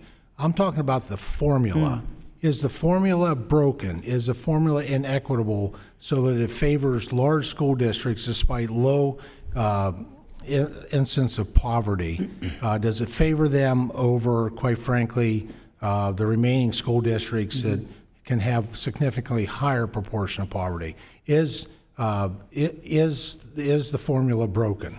Mr. Thompson, I'd be happy to look at that and hear more from you and look into that, because I do think... Well, I would encourage you, because your department actually conducted this, arranged for the study at the direction of this committee. And the study that came back says that it is broken, it's inequitable, and so we need the formula for distribution really has been affirmed by the work, the study that your department led. And so we need a remedy that, similar to legislation I've introduced, that actually caused that study to occur, called the ACE Act, All Children Are Equal, and certainly equal in terms of those who are living. So we're not. So it's the formula that's broken at this point. And so moving on here. I also wanted to quickly touch on CTE programs. As a co-chair of the Career and Technical Education Caucus, and really a champion of Perkins 5, I'm proud of the bipartisan work and support that this committee has done for students of all ages in terms of both academic and technical skills. Mr. Secretary, in the President's budget request, there's a substantial increase for CTE national programs. And while I've consistently supported robust funding for CTE programs under the Perkins formula, I remain concerned that this funding would flow outside of this formula that so many schools rely on. Has your department encountered any issues with the Perkins formula?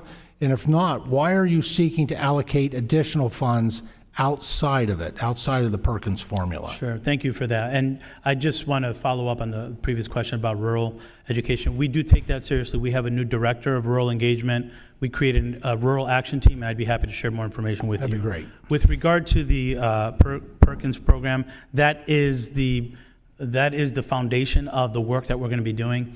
But we recognize, sir, that if we continue with the way we're going, we're never going to meet the demand. We're never going to meet the demand. What we need to do is not only engage in supporting state grants through Perkins, but also make sure that we're providing not only funding, but support, guidance, and a push to evolve our high schools to create better college and career pathways, to engage to our two-year schools and our workforce partners. That's been very well received in the states and the districts when I have conversations with governors, mayors, school superintendents who want to do the right thing, school boards, but they just need technical assistance to make sure that their schools are evolving to meet the demand. Well, I think they need the Perkins 5 formula assistance, actually. As I visit these schools, these are secondary education schools, these folks have waiting lists today. So they have the programs, they're partnering with those who sign the front of a paycheck, not the back of a paycheck, to provide the right type of education so that when these kids graduate, they've got a diploma and certificates in one hand, and quite frankly, have multiple job offers in the other. Let's not mess this up by working outside the formula for Perkins 5. Thank you, Mr. Chair, Madam Chair, but I apologize for the additional time. Thank you, Mr. Thompson. Mr. Scott, you're recognized for 5 minutes. Thank you, Madam Chair, and thank you, Mr. Secretary, for being with us. We've heard several references to certain schools where virtually no one is up to standard. What does ESSA do for schools like this? The solution we've heard is that if you let a few people sneak out the back door, they might take care of themselves, or the other 90%, of course, are stuck in a bad school with less resources. What does ESSA allow you to do, and what does your budget do to these schools that are clearly failing? You know, it allows for greater oversight and accountability.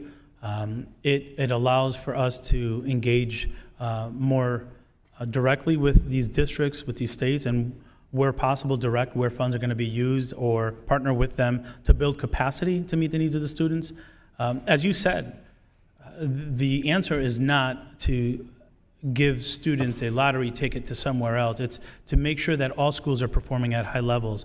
I'm proud of the work that we're doing to what we call raise the bar around academic proficiency, reading and math, civics, history, sciences. We need to do better if our students are going to be prepared for these jobs. And we have a plan, sir. We have a plan to do that, and happy to share it with anyone on the committee that's interested in learning more. Thank you. Now, I think you pointed out in response to the decision to open schools during the pandemic, that decision is made on a local and state basis, not on a federal basis.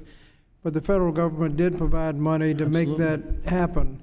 You mentioned ventilation systems that a lot of schools had problems with, PPE, transportation money, hire nurses and counselors, catch up, hire extra tutors and summer programs. Could these schools have opened safely without the ARPA money? You know, across the country, the schools relied on the American Rescue Plan dollars. And, you know, and we're talking about students, not Republican students, Democrat students, or parents. We're talking about the 50 million students in our K-12 schools. I've heard from red communities, blue communities, that those dollars helped safely reopen school, get the students the materials that they needed, provide compensatory support after school. There were more students in summer school programs this summer than any other time in our country's history because of the American Rescue Plan dollars. All students benefited from it.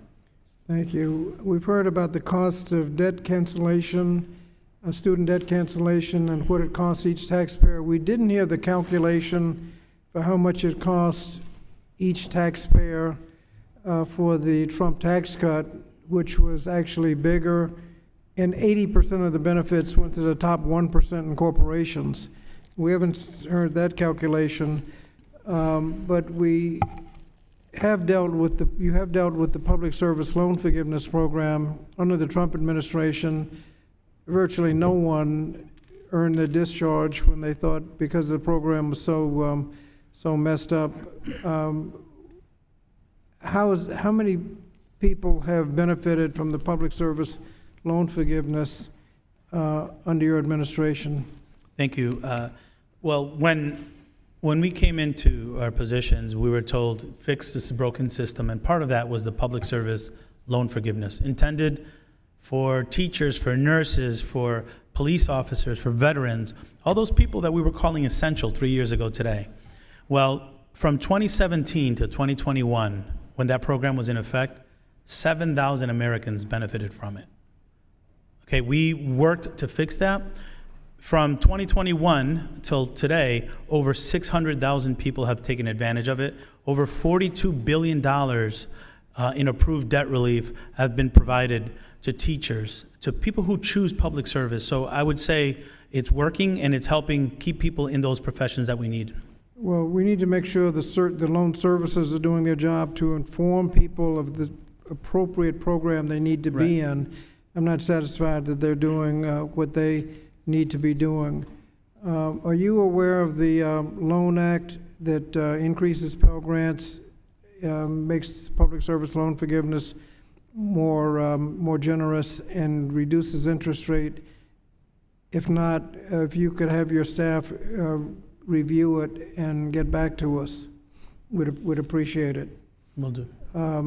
And I just wanted to express in the final seconds the funding for mental health, Title I, early childhood education, extracurricular activities, CTE, as the gentleman from Pennsylvania has mentioned, are all valuable, and we need to be putting more money into those programs, not less, as there would be under the Republican cuts. And thank you so much for being with us today. Thank you, sir. Yield back. Thank you, Mr. Scott. Mr. Williams. Williams, you're recognized for 5 minutes. Mr. Secretary, I understand this is your last question. I admire you for your endurance. And I'm told that they raise the temperature as the hearing goes on to simulate summer school. So I think that's where we are in the cycle. There are currently 57 million children K through 12 in our country today, approximately. 90% of those are in our public schools, and 10% are in other forms of education.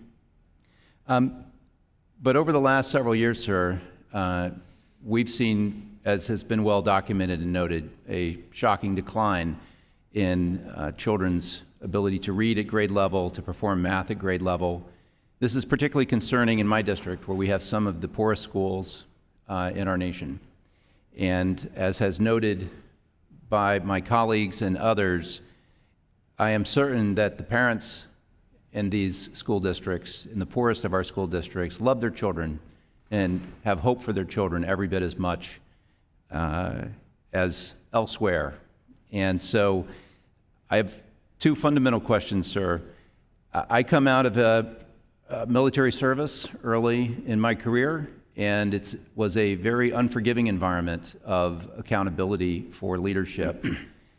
It concerns me that we could see such a precipitous drop in the performance of our children, and the concern that we all share for what that means, not just for their lives, but also for our society, for our culture, for our economy. And what accountability are you enforcing in your organization among your leadership? To what degree are you holding them responsible for this precipitous drop in performance of our children? Yeah, thank you for that question. And like you, I feel a great sense of urgency of not only recovering from the impact of the pandemic, but really looking at the data from 2019 as unacceptable. Our students should be achieving at the highest levels in the world. We have a plan to address that. And our plan, we call it Raise the Bar strategy. I'd be happy to share more information on it. We're focusing relentlessly on literacy, numeracy, improving STEM outcomes, and giving students a well-rounded education that prepares them for choices when they graduate, whether it's career or college. With regard to accountability, we are engaging regularly with states. We are monitoring their assessment strategies, making sure that all students are being accounted for. We collect data on disparities of students and make sure that we call out any disparities. And more than call out, because that doesn't change behaviors, is really support and make sure that we're providing the best technical assistance possible at the Department of Education. If I may just bring it a little bit more to the point of my question, the accountability that I'm accustomed to is that leaders are held accountable, not the states, not the schools, but leaders in your organization. What plan do you have to hold the leadership of the Department of Education accountable for this lapse, including going back to 2019 and before? Yeah. Well, keep in mind that the data decline has taken a couple decades to get to where we are. What we're doing is putting a plan in action that's focusing on academic rigor, highly qualified teachers. If you look at our plan, it's focusing on some of the root causes. We don't have highly qualified teachers in some of our neediest areas. We're focusing not only dollars, but resources and our technical assistance on improving that. Literacy and numeracy. We're also funding programs that support literacy and numeracy. So while we take responsibility and we have a plan for it, we recognize that this has been decades in the making. I appreciate that, and I look forward to learning about your plan, but more importantly, we'll be watching for accountability. Last question, hopefully of the day, perhaps. But I believe that children and parents and families deserve a choice in their education. And I would support a model where the resources follow the child and not the institutions, particularly when we find our institutions are failing so broadly. What pilot projects, what programs, what initiatives are part of your department that follow this model of school choice and where resources perhaps follow children, preferably in the most underprivileged of our neighborhoods? You know, we do support public charter schools, and we have funding for that. But let me just close by saying I take very seriously as a father and as an educator my responsibility for every child's learning in this country, and I will never support a system that has winners and losers. All students deserve to be in a high-quality school, and every parent should be able to select their local neighborhood school as a high-quality school. That's the work of the Department of Education. That's what I'm committed to as Secretary. Thank you. Thank you. I think school's out, and my time's expired. Thank you.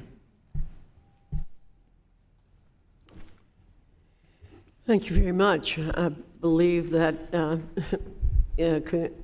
takes care of all of the members who are here who wish to ask questions. So, Secretary Cardona, I thank you again for coming to testify before the committee today.